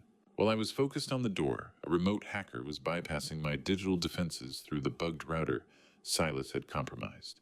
My house had become a physical manifestation of a structural stress test, with Silas piling on the weight until he could hear the beams scream. I finally pressed send on the emergency call as they moved toward the office. I spoke in a low, disciplined whisper to the operator, providing tactical details about their entry point and the crowbar one of them was carrying. The distant rising wail of sirens spooked them, and they fled into the woodline behind the property, disappearing into the smell of wet earth and exhaust fumes. Minutes later, a blue and red pulse illuminated the driveway as Officer Daniels arrived. He was a sympathetic man in his 40s, with the weary posture of someone who had seen too many family disputes turned into police reports. He found a discarded crowbar and mud-caked footprints near the foundation. You did the right thing, Mr. Garrison, he said, wiping rain from his brow. These wasn't local kids looking for a thrill. They wanted inside for a reason. After the police finished their perimeter sweep, I retreated to my office, my skin crawling with a new kind of violation. I noticed my laptop was warm to the touch despite being shut down hours ago. I opened the lid, the blue ghostly glow of the screen reflecting in my eyes, and found a remote desktop session still active. My fingers felt like lead as I opened my sent folder. There, sitting at the top of the list, were forged emails to Desmond Price and my bank. They claimed I was dropping the lawsuit because I was too confused to continue, that the stress had finally broken me. A digital signature is just another rivet Silas thought he could shear off. How deep does the rot go when a son uses the hour of his mother's death as a timestamp for a lie? I stared at the screen in cold rage. Every forged email was timestamped at 3:47 a.m., the exact minute of Margaret's death 2 years ago. It was a cruel symbolic signature, a way for Silas to mock the very trauma that had stopped the clock in my hallway. He wasn't just stealing my money, he was weaponizing my grief. I called Desmond at midnight to warn him about the fake emails, the high-pitched hum of the house finally beginning to recede under the weight of a new urgency. His first words stopped my breath before I could even explain the break-in. Thane, get out of the house now, he said, his voice trembling with a rare note of panic. Jake just traced an order Silas is preparing forged documents. A will dated 2022. He hasn't filed it yet, but he will. I didn't grab my coat or my keys. I grabbed the heavy iron poker from the fireplace and ran into the night, realizing that the forged emails were just the smoke meant to hide the fire Silas was lighting under my very life. The cold air bit at my skin as I threw the Silverado into gear, the engine roaring like a cornered animal. Desmond's voice was still a frantic echo in my ear, warning me that the digital breadcrumbs I'd found were a distraction, a structural feint designed to keep my eyes on the screen while he slipped a killing blow into the court's physical files. I stayed off the main highways, navigating the backroads of Millbrook with a predator's focus, my knuckles white against the steering wheel. I met Desmond at a dilapidated all-night diner on the outskirts of Harper City, a place where the smell of burnt coffee and stale rain acted as a shield against prying eyes. He sat in a corner booth, a thick manila envelope resting on the laminate table like a live grenade. He pushed it toward me, and I felt the cold, clinical texture of the forged vellum paper. It was a perfectly executed update to the will, dated June 2022. It stripped away Margaret's character clause and handed the entire $82 million estate to Silas, with a single elegant stroke of a pen. He's trying to rewrite history, Des, I said, my voice a low, vibrating rasp. He's erasing Margaret's last words.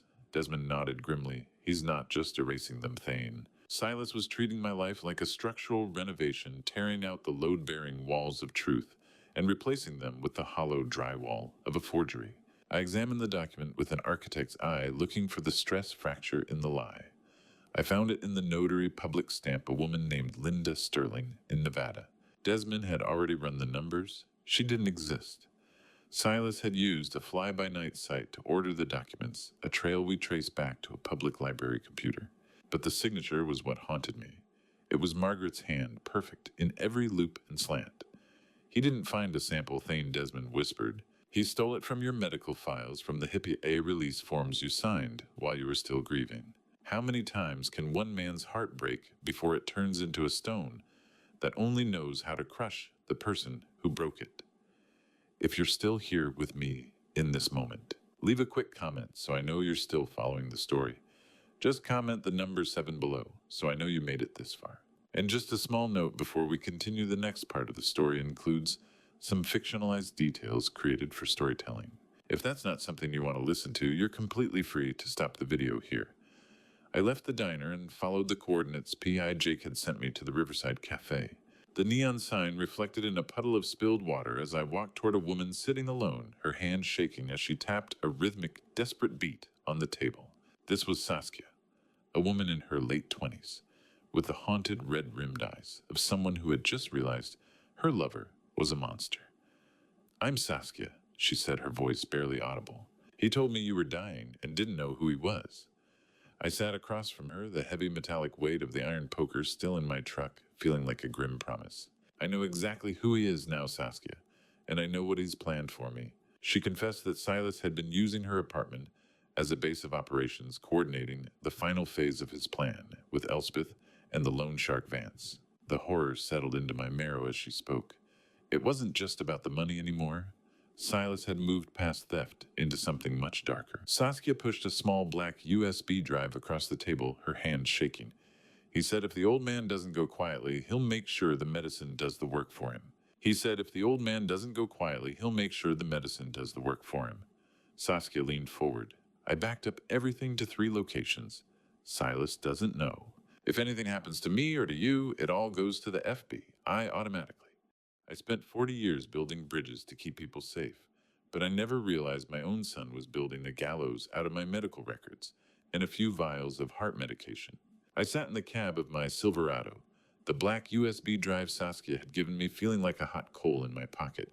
My mind, usually disciplined and occupied with structural loads, was now racing through pharmacological data. Silas knew my schedule. He knew I took high-dosage beta blockers every morning at 8. Tampering with that dosage wouldn't just be theft, it would be a clinical execution. I looked at my home in the rearview mirror and realized it was no longer a sanctuary. It was a death trap where the air was poisoned by betrayal. I checked my phone to confirm my upcoming checkup, only to discover a final calculated twist. Silas had remotely accessed my portal and canceled my cardiology appointment. He was clearing the board of professional witnesses before initiating the accident. I didn't go home. I drove straight to Desmond's office in Harper City, deciding then and there that I wouldn't spend another night under a roof Silas had compromised. He's not just a thief, Margaret, I whispered to the empty seat beside me. He's an assassin in a three-piece suit, 8 years old. She should be worrying about multiplication tables, not whether her grandfather is a biological hazard. When I arrived at the law office, the artificial chill of the lobby was cut by a sight I never expected. Mrs. Rebecca Harper, a weary-eyed elementary teacher in her 50s, stood protectively behind a small figure clutching a stuffed bunny. Briar Garrison, my 8-year-old granddaughter, looked up as I entered, her face thin and her eyes wide with a confusion that no child should ever have to carry. Mose Harper's hands were trembling with the weight of her professional defiance. She told me she'd found Briar crying in the school library because her parents had told her I was dangerous and infectious. Risking her career, the teacher had smuggled Briar out for a few minutes to prove the lies wrong. Grandpa Briar screamed, throwing herself at me. Mommy said you were sick and the police took you away. I knelt, the joints in my knees popping as I pulled her into my flannel sleeve. I'm right here, kiddo, I said, my voice cracking. I'm the same man who built your Lego castles. Nobody is taking me anywhere. Holding that taped drawing felt like holding a shattered piece of my own heart, crudely mended by the only person in this family who still knew how to love without a price tag. Briar pulled a crumpled scotch-taped paper from her pocket, a drawing of the three of us in Margaret's rose garden. She whispered that Elspeth had ripped it up and called it garbage from a crazy man. I saved it, Grandpa, she sobbed. I used all the tape in the classroom. I held that paper, the smell of crayon wax and school glue rising to meet me, and I felt my fury solidify into something unbreakable.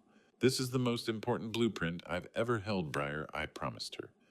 I'm going to make sure we stand in that garden again. But the reprieve was short-lived. Mrs. Harper leaned in, her voice a frantic whisper as she prepared to lead Briar away. She revealed that Elspeth planned to withdraw Briar from school tomorrow to move her to Texas. This was a kidnapping masked as a relocation. I watched the teacher lead my granddaughter toward the elevator, Briar's small hand waving until the doors slid shut. I stood in the lobby, the muffled sound of Harper City traffic far below, and made a vow that no court and no killer would keep me from that girl. My resolve was absolute, a reinforced beam that could carry any load.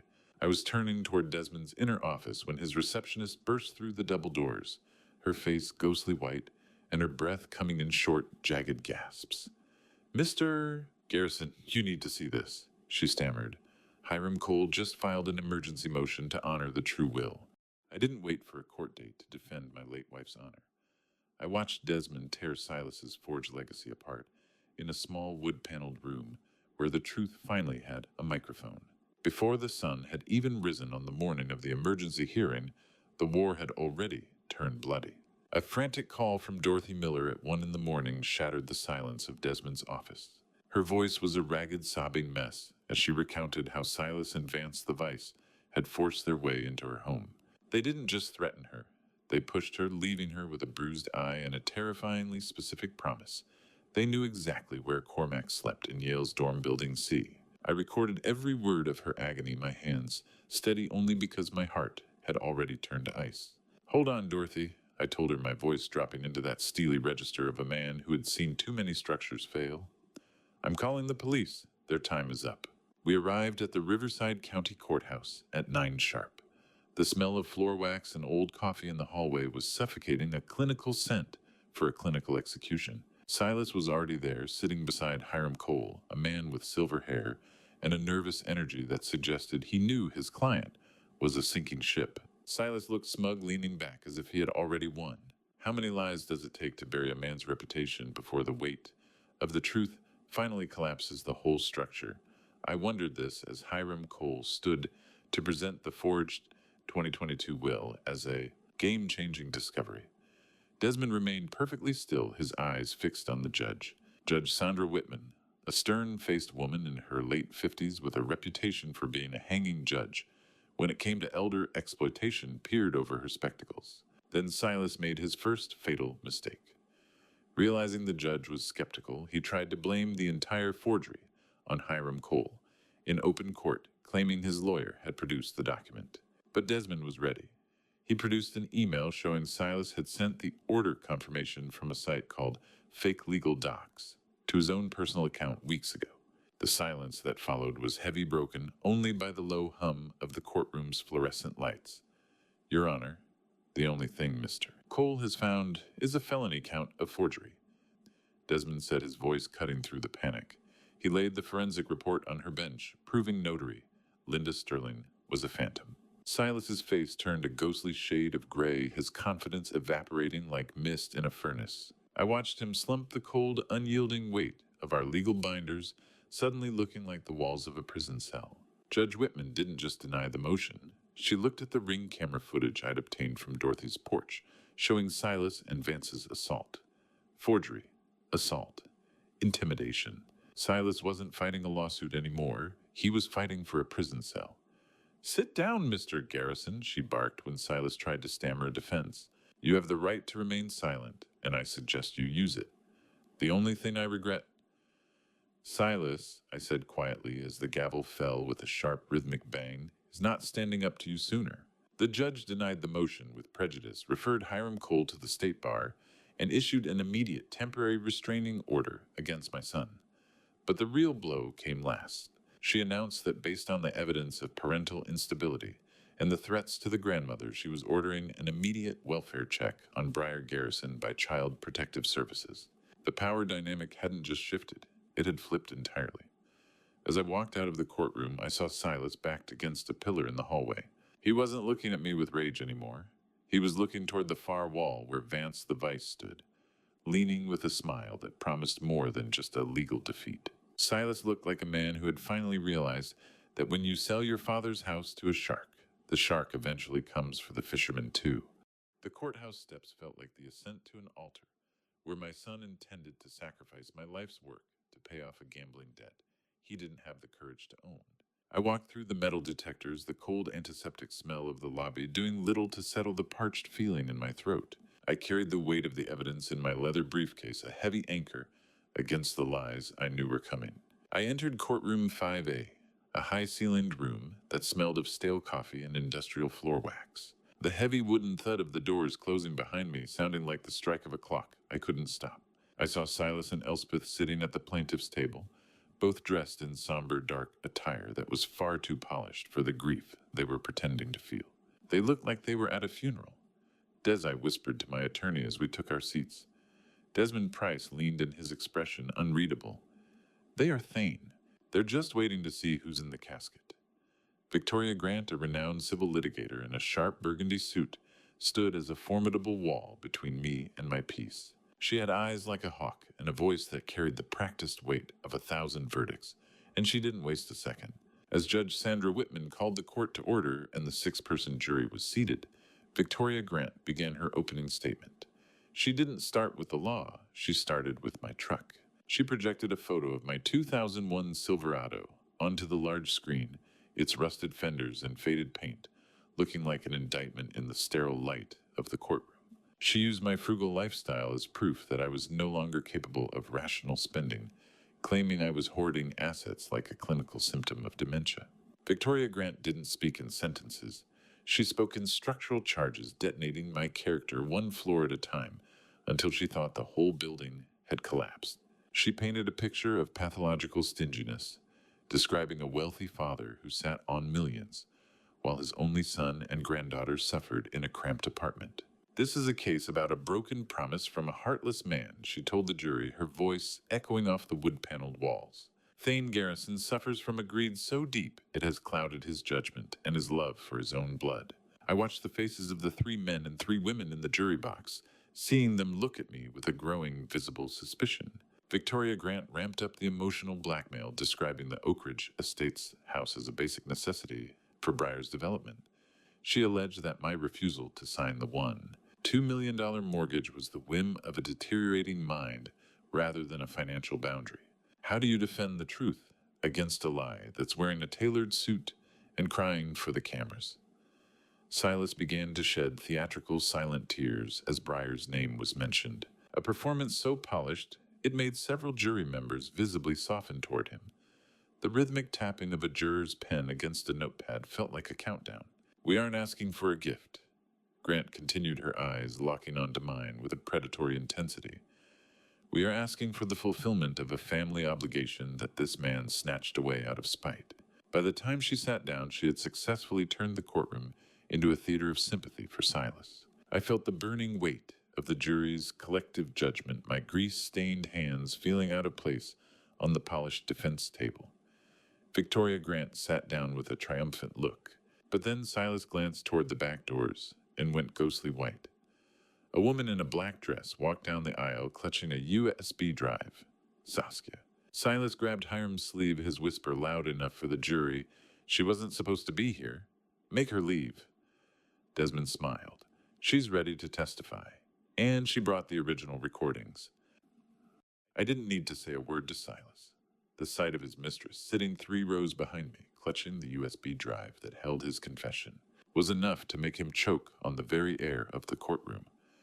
As Desmond Price stood to deliver his opening statement, Silas's face transformed into a mask of pure, unadulterated horror. He scrambled to slip a frantic note to Victoria Grant, but the movement was too sharp, too desperate.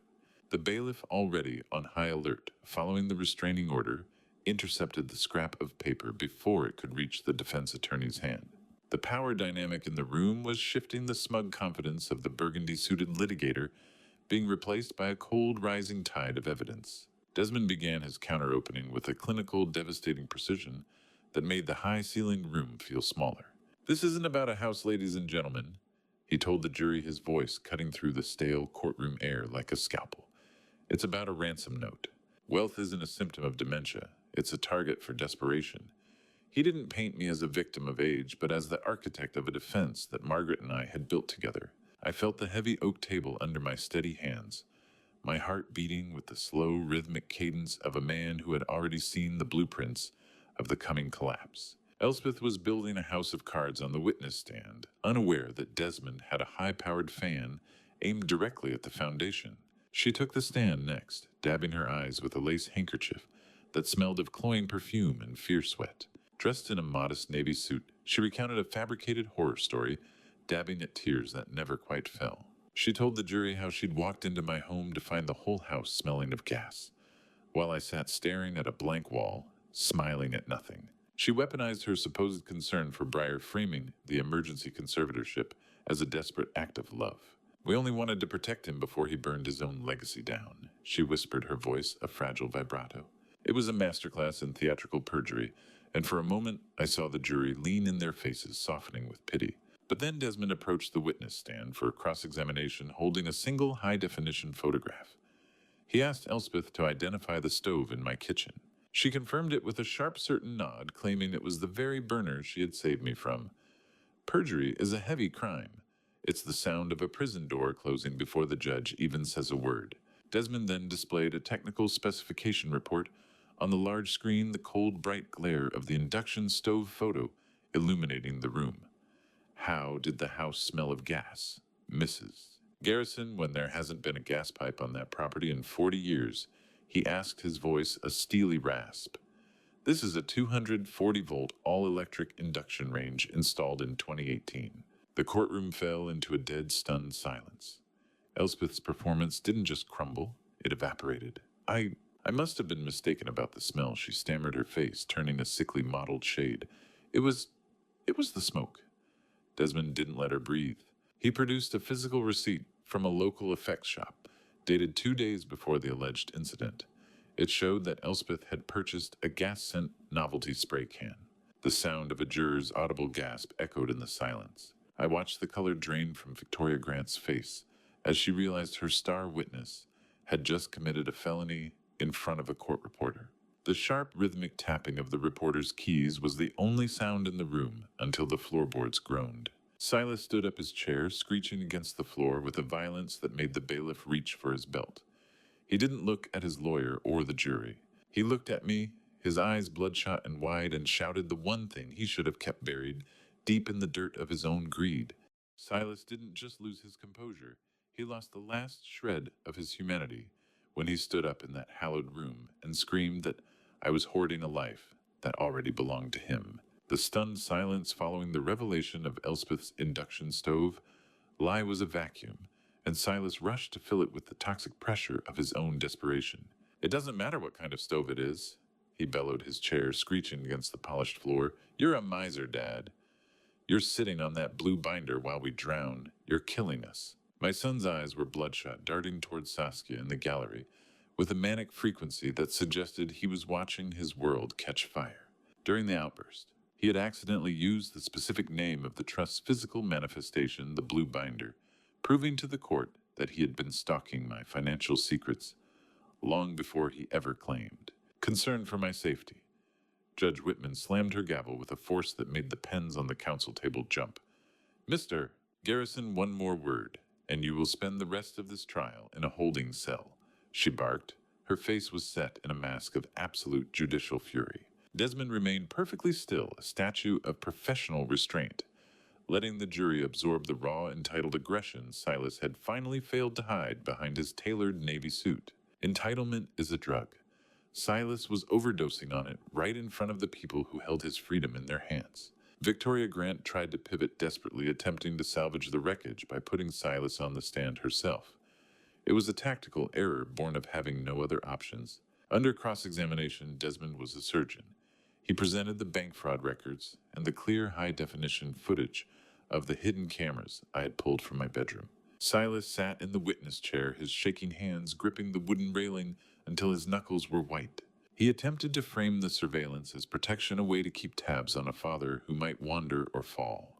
Was he safe when you pointed a camera at his bed? Silas Desmond asked, his voice a low, vibrating rasp. Or were you just waiting for him to die? Silas's answers became a slurry of inconsistent dates and stuttered excuses. He looked small in the bright lights of the courtroom, the smell of floor wax becoming overwhelming in the heavy, tense silence. The cold, hard feeling of the wooden bench under my legs was the only thing keeping me grounded as I watched my son dissolve. The ring video wasn't just evidence. It was a structural failure report, showing the exact moment my son's moral foundation turned to dust. Desmond signaled for the final piece of physical evidence. The courtroom lights dimmed, and the large monitor flickered to life with the grainy, high-contrast footage from Dorothy Miller's front porch. The room was so quiet, I could hear the sound of Silas's heavy, panicked breathing echoing through the court microphone. On screen, the jury watched as Silas and Vance the Vice forced their way into a terrified old woman's home. The audio captured Silas's cold, menacing growl. Be a shame if something happened to Cormac's scholarship.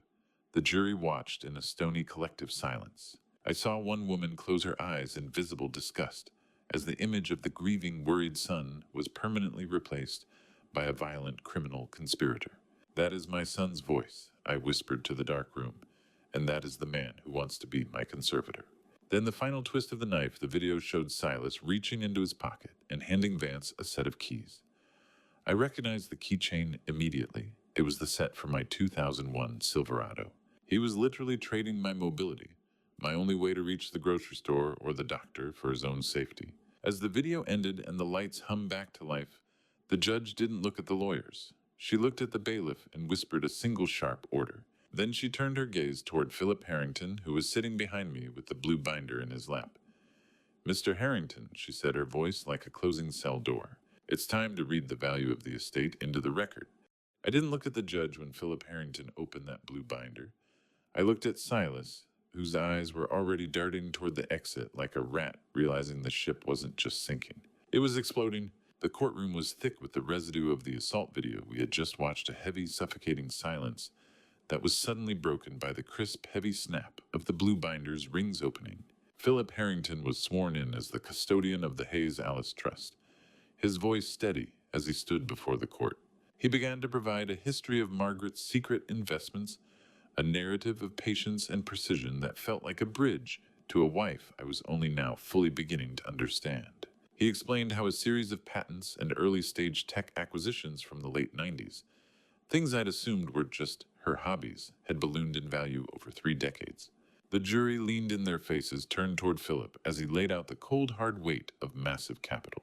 The trust was established with a specific purpose, Philip stated, his eyes briefly meeting mine, to preserve the Garrison legacy against internal instability. Silas shifted in his seat, a look of ecstatic hunger momentarily overriding the fear in his eyes. But there was a catch. Philip revealed early a portion of the trust had been specifically earmarked for Silas's own business ventures, provided he maintained a clean, legal record. It was a condition my son had unknowingly destroyed only weeks ago with his own hands. $82 million. It wasn't just a number, it was a tidal wave of Margaret's love and foresight finally crashing down on the house of cards Silas had built. Philip detailed the diversification of the assets, the smell of old parchment, and expensive ink filling the air as he turned the pages. He explained that Margaret managed these funds with an engineer's precision, treating the portfolio like a structural, load-bearing system. This safety net was never intended to be a secret from me, but a contingency for a future she desperately hoped would never arrive. I watched the jurors, people who had looked at me with suspicion only hours ago, now staring at the blue binder as if it were a holy relic. Silas was leaning so far forward, his chest almost touched the defense table, his hands trembling so hard they made the wood rattle. She built a fortress of capital. Your Honor, Philip continued. It was designed to be impenetrable to those who would seek to dismantle it for short-term gain. Victoria Grant sat perfectly still, her sharp burgundy suit, the only splash of color in the sea of gray legal binders. And the total amount, Mr. Harrington Grant asked, her voice tight with a realization of her own. Philip cleared his throat, the sound echoing in the silent room. He adjusted his glasses and read the final audited number from the ledger, $82,400,000 and change. The collective sharp intake of breath from the gallery was followed by a low rolling murmur that surged through the room like a physical wave. Silas looked like he'd been struck, a mixture of raw greed and devastating realization crossing his face. He was looking at a kingdom he had just traded for a handful of dirt. Silas looked at that number and saw a kingdom. I looked at it and saw the cage he'd just locked himself into. The judge's gavel fell with an echoing final thud. Order. There will be order in this court, or I will clear the galleries, she commanded. The valuation even included a detail that made Silas's jaw drop, a recent desperation loan attempt he had made against the trust's expected payout. Philip had used that very attempt to track my son's movements straight to the loan shark's door. As the murmurs died down, Philip turned a final page in the binder, the one Margaret had marked with a single handwritten note for this exact moment. However, Philip said, his voice dropping to a low, lethal tone that made the hair on my neck stand up. The distribution of these funds is subject to the Moral Integrity Clause, Section 4.2. The courtroom had barely recovered from the shock of the $82 million revelation when Desmond Price stood and delivered the blow that would finally shatter Silas's facade completely. Your Honor, he said, his voice steady before we proceed with the character clause, the defense calls Ms. Saskia Martin. A murmur rippled through the gallery. I turned to see the woman from the Riverside Cafe walking down the aisle, her face pale but resolute. She took the witness stand, swore the oath, and refused to look at Silas. Desmond began gently. Ms. Martin, how do you know the plaintiff Silas Garrison? Saskia's voice was quiet but clear. I was his girlfriend for 18 months. The courtroom erupted. Elspeth, who had returned to the gallery after her testimony, stood up and screamed. What Judge Whitman's gavel cracked like thunder. Sit down, Mrs. Garrison, or you will be removed. Desmond continued. What did Silas tell you about his father? Saskia took a breath. He said his father was dying of dementia. He said he was wealthy but refusing to help, and that Silas needed to get conservatorship to save the family assets before his father destroyed everything. He said once he got the inheritance, we'd leave the country together, start fresh. He promised to divorce Elspeth and marry me. Her voice cracked. I believed him. I helped him. I let him use my apartment for meetings. I even lent him money. Desmond produced the USB drive. Ms. Martin, is this the evidence you mentioned when we met? Yes, Saskia said. The screen flickered to life. Desmond played a 14-minute audio recording. Silas's voice cold and calculating on speakerphone with Elspeth. Once we get Dad declared incompetent, we liquidate everything. The house, the 401k, the trust, all of it. We wire it to the Cayman account, and we're gone by April 10th. You get your 10 million, I take the rest. We divorce clean. Vanessa won't even know. What about Briar? Elspeth's voice asked. Silas laughed. She stays with your mom for now. We'll figure it out later. Maybe we bring her, maybe we don't. The jury sat frozen faces twisted in horror. One woman covered her mouth. A man clenched his fists so hard his knuckles went white. Desmond presented email. Screenshots detailed timelines. Flight bookings to Grand Cayman account numbers at Cayman Islands National Bank account. Active balance, $0. Waiting for the funds that would never come. Ms. Martin, why are you testifying today? Desmond asked. Saskia finally looked at Silas, her eyes filled with both anger and pity. Because when I heard him say he'd make sure the old man had an accident if he didn't cooperate, I realized I was in love with a monster, and I won't let him hurt Mr. Garrison or Briar. Victoria Grant's cross-examination was weak, desperate. Isn't it true you're bitter because Silas ended the relationship? Saskia's reply was ice. I ended it. The moment I realized what kind of man he really was. Victoria had no follow-up, no further questions. As Saskia stepped down, she walked past Silas's table. He didn't look up. He sat motionless, his face ashen, the jury's disgust palpable in the suffocating silence of the courtroom. Judge Whitman turned to Philip Harrington. Mr. Harrington, you may now explain the character clause that Ms. Martin's testimony has made devastatingly relevant.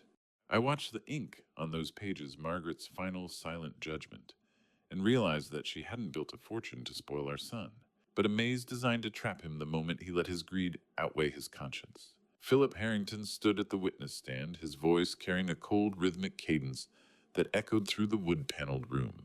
He began to read the preamble of the Moral Integrity Clause, Section 4.2. I could smell the old paper and wood polish as he turned the heavy leaves of the binder. Then came the twist I hadn't expected. Philip revealed that the character clause was actually suggested by me in a passing comment, years ago, about accountability. Margaret had taken that single thought and turned it into a structural requirement for the entire trust. She had listened to me even when I didn't know I was speaking for the future. Philip read the specific triggers into the record. Any attempt to legally declare the primary trustee incompetent for financial gain or any act of documented theft against the family estate resulted in an immediate and total forfeiture of all residual interests. The courtroom remained in a stunned silence. Silas stared at the floor, his face turning an ash-gray color. She planned this, he whispered loud enough for the court mic to catch.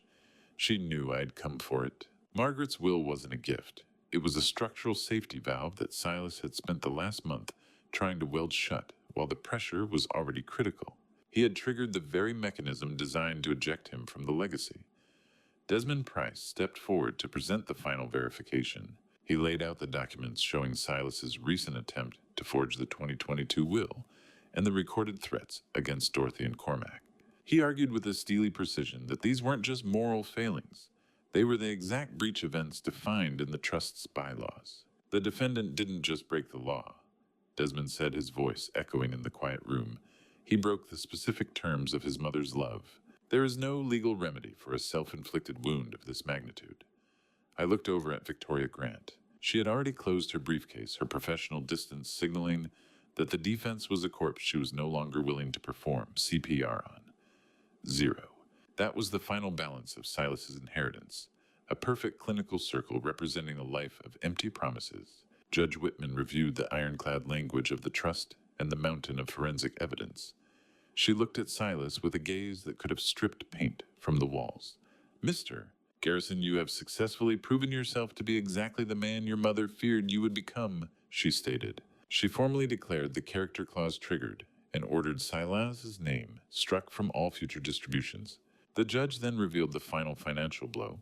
Because Silas had triggered the clause through predatory litigation, he was now personally liable for the legal fees of the trust. He wasn't just disinherited, he was millions of dollars in debt to the very estate he tried to rob. Silas slumped in his chair, the $82 million now as unreachable as a distant star. It's over, Silas. I said the words feeling like the final rivet in a long-span bridge. You spent a fortune.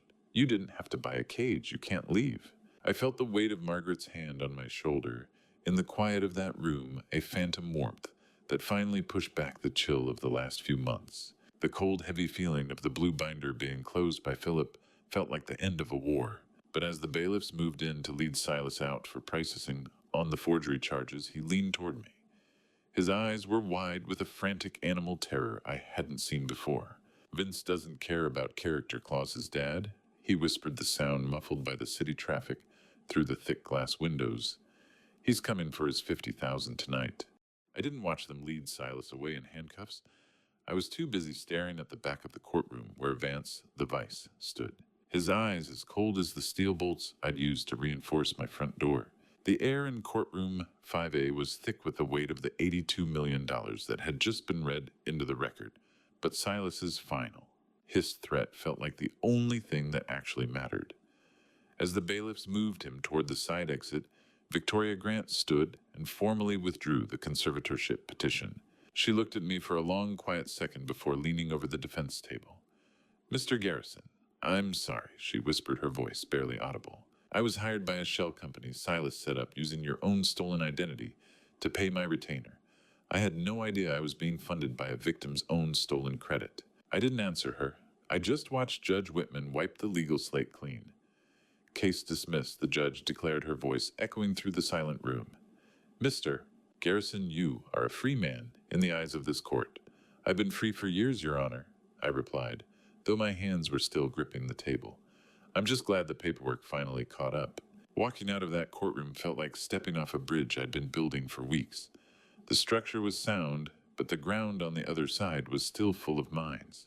I waited in the hallway the sentinel armor Margaret had described, still shielding my heart. A woman with a kind, exhausted face and a clipboard that seemed to hold the weight of a dozen broken families appeared from the side office. This social worker was leading Briar by the hand. My granddaughter saw me and practically flew across the marble floor, her fear and the confusion of the last month melting away into a frantic, joyful sprint. I scooped her up, her small arms locking around my neck with a strength that nearly knocked the wind out of me. Grandpa, are we going to the rose garden now? She asked, her voice muffled by my flannel shirt. Soon, kiddo, I promised, feeling the sticky warmth of her hand in mine. I just have to finish one last project first. How do you explain to an 8-year-old that her father isn't coming home because he tried to trade her safety for a gold-plated life? You don't. You just hold her tighter and wait for the shadows to move. I walked out of the courthouse into the fading Harper City sun, the sharp metallic glint of the sun off the black sedan's hood, catching my eye immediately. It was parked at the far end of the lot, an unblinking predator. I spotted P.I. Jake nodding to me from across the street, his professional detachment confirming that the vice was indeed on the move. I couldn't go back to the Millbrook house yet. Not while Vance was still holding the key Silas had handed him. Des, I said, handing the cold, heavy feeling of the Silverado keys to my attorney. Take her to the hotel. Don't stop for gas. Don't look back. Thane, you don't have to do this alone. Desmond argued, his eyes darting toward the black car. The police are on high alert. Vince doesn't care about police, I said, watching the sedan's engine roar to life. He cares about payment, and I'm the only one left with the ledger. I patted Briar on the head, helping her into Desmond's car, and felt a small, crumpled piece of paper in her jacket pocket. I pulled it out and read Elspeth's frantic scrawl. He's gone mad. Please, Vance is coming. Help me. It was a message from a woman who had finally realized she was next on the loan sharks list. I watched Desmond's car pull away with Briar, the muffled sound of the city's evening rush hour drowning out her final wave. When I turned back to my truck, I saw the black sedan blocking my exit. Vance the Vice was no longer smiling, and as the engine thrummed, I knew the time for legal binders and character clauses was officially over. I didn't reach for a weapon when the loan shark stepped out of the sedan. I reached for my phone and showed him a live stream feed of the local police precinct, proving that his $50,000 was now the most expensive liability in the state. Vance. The Vice stopped in his tracks, the sharp metallic glint of the sun off his black sedan's hood momentarily blinding me. Silas sold you a dream. Vance, I said, my voice carried the steady, analytical weight of a man who had spent his life calculating structural failure. I'm offering you the reality of 20 to life. I explained that Silas was already in processing for felony forgery, and that the blue binder, the only collateral he ever had, was now tagged evidence in police custody. Then I delivered the structural collapse. I revealed that I had already paid the $50,000 principal to a charitable anonymous tip line in his name. In the eyes of your own crew, Vance, you're now a government informant, unless you disappear from Millbrook before the sun goes down. Vance looked at the screen, then at me, seeing the engineering of a total trap. You're a lot smarter than your kid, old man. He spat his eyes cold. Tell him if I ever see him again, the debt is paid in blood. He retreated into the shadows of his sedan and roared out of the lot, leaving me standing in the fading Harper City light. Turning that massive fortune into a scholarship felt like finally pouring the concrete for a bridge that had been a ghost sketch for 30 years. 6 months later, I stood in the Millbrook Community Center, the golden afternoon light hitting the new bronze plaque for the Margaret Hayes Alice Scholarship for Structural Integrity. I looked out at a group of young engineering students, including Cormac Miller, who had returned from Yale for the ceremony.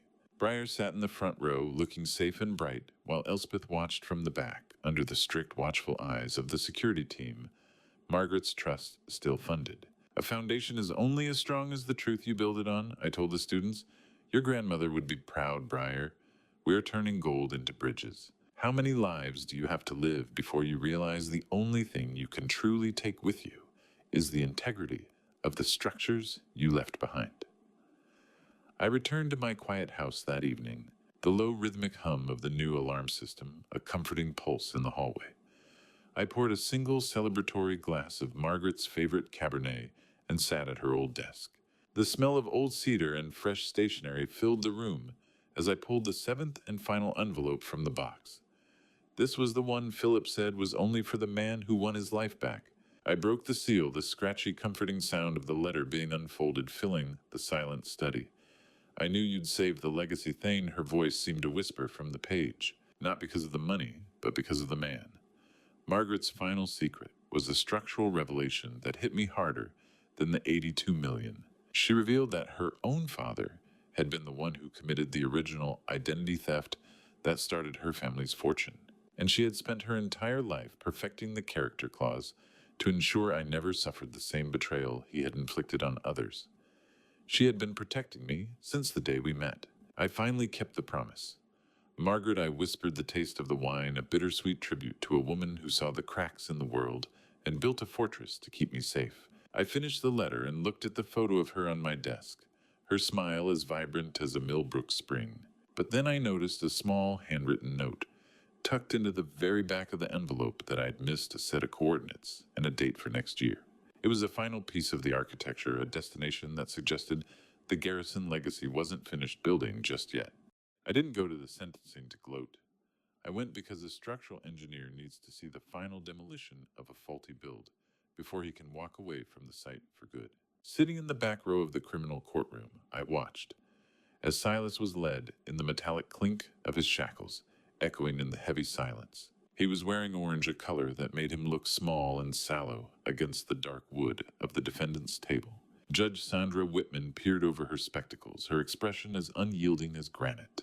The prosecution detailed the extent of his malice, reading the list of forged documents, and the conspiracy to commit elder abuse into the public record.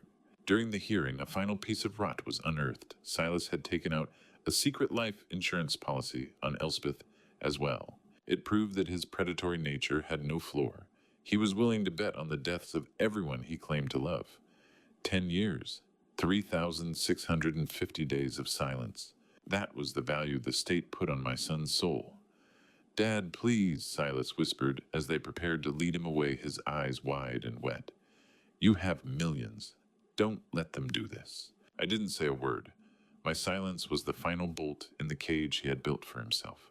Elspeth was nowhere to be found, having already taken a plea deal for probation in exchange for testifying against Vance's crew. She had saved herself, leaving Silas to shoulder the structural collapse alone. I returned to Millbrook one last time to oversee the final sale of the property. The house felt cavernous, the hollow sound of my boots echoing on the hardwood as I watched the movers carry out the last of Margaret's rose-themed furniture. There was a strange lightness in my chest as the rooms were emptied of their ghosts. I met the buyers on the porch, a young couple with a toddler who reminded me of Briar at that age. "It's a good house," I told them, handing over the heavy brass key. "Just check the induction stove, it works perfectly." I walked to my 2001 Silverado and sat in the driver's seat for a long moment. "Goodbye, Margaret," I whispered, looking at the dormant garden. "I'm taking the legacy with me."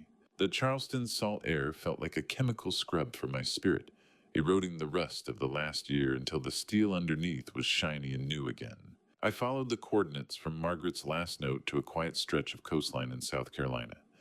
There, tucked behind a sea oat-covered dune, was a modest beachfront cottage. I found the deed in the lockbox.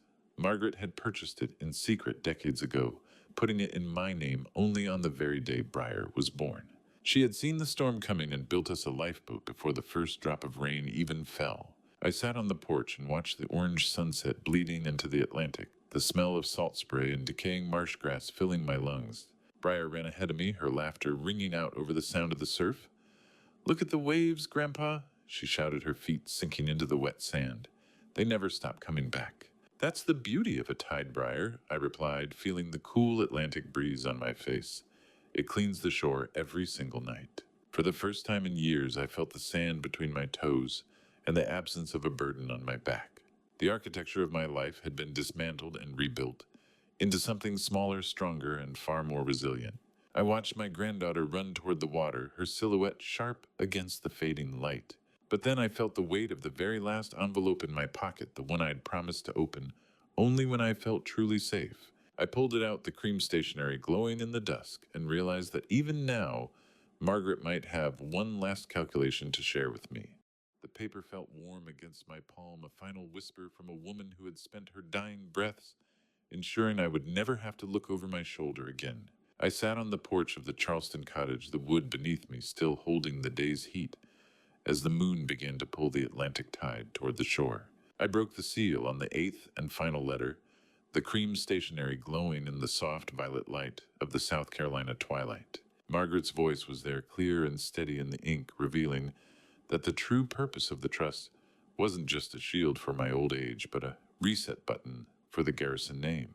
She shared a memory I hadn't thought of in years, the day we sat on a half-finished bridge, in the rain, sharing a thermos of coffee and dreaming of a legacy that didn't involve steel beams. She reminded me that I was always the architect of our joy, not just our security. "Building a bridge is easy, Thane," she wrote. "Keeping people on it is the hard part." I looked out at the water, the smell of salt air and blooming jasmine swirling around me. "You did your part, Margaret," I whispered, the paper rustling in the breeze. "You held us up as long as you could."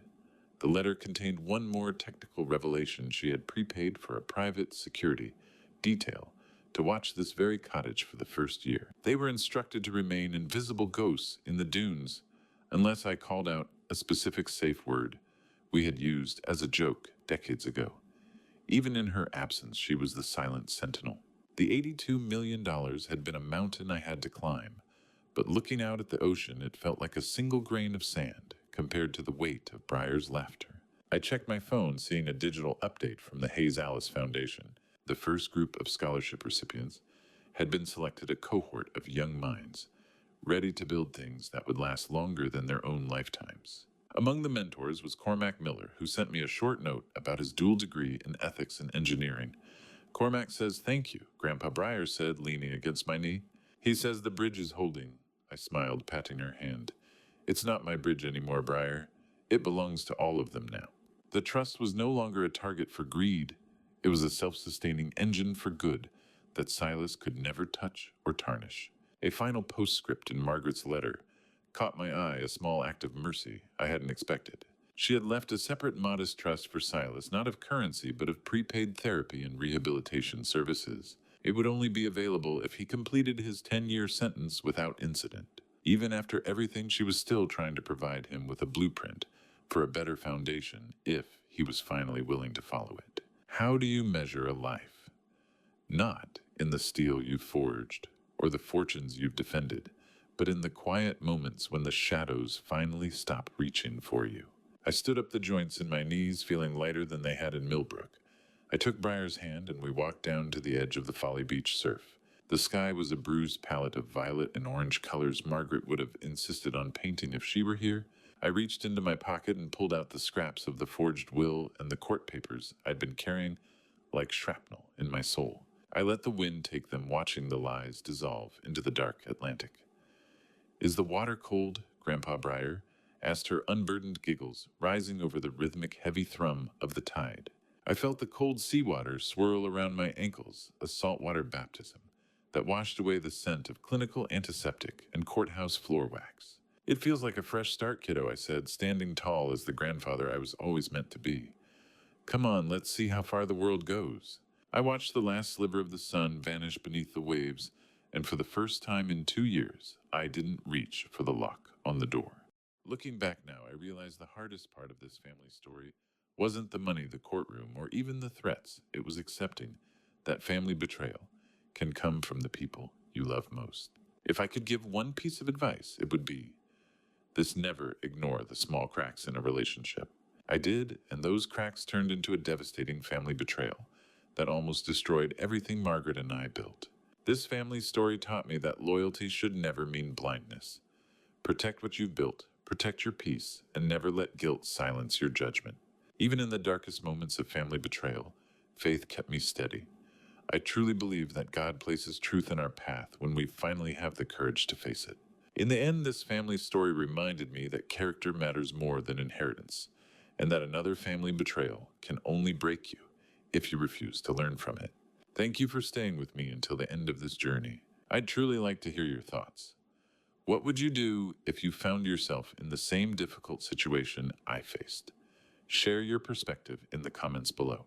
And if this story resonated with you, consider subscribing so you won't miss the next story. A gentle note before you go: while this narrative draws inspiration from situations many families experience, certain elements were dramatized to strengthen the storytelling. If this type of content isn't what you're looking for today, feel free to explore other videos that might suit you better.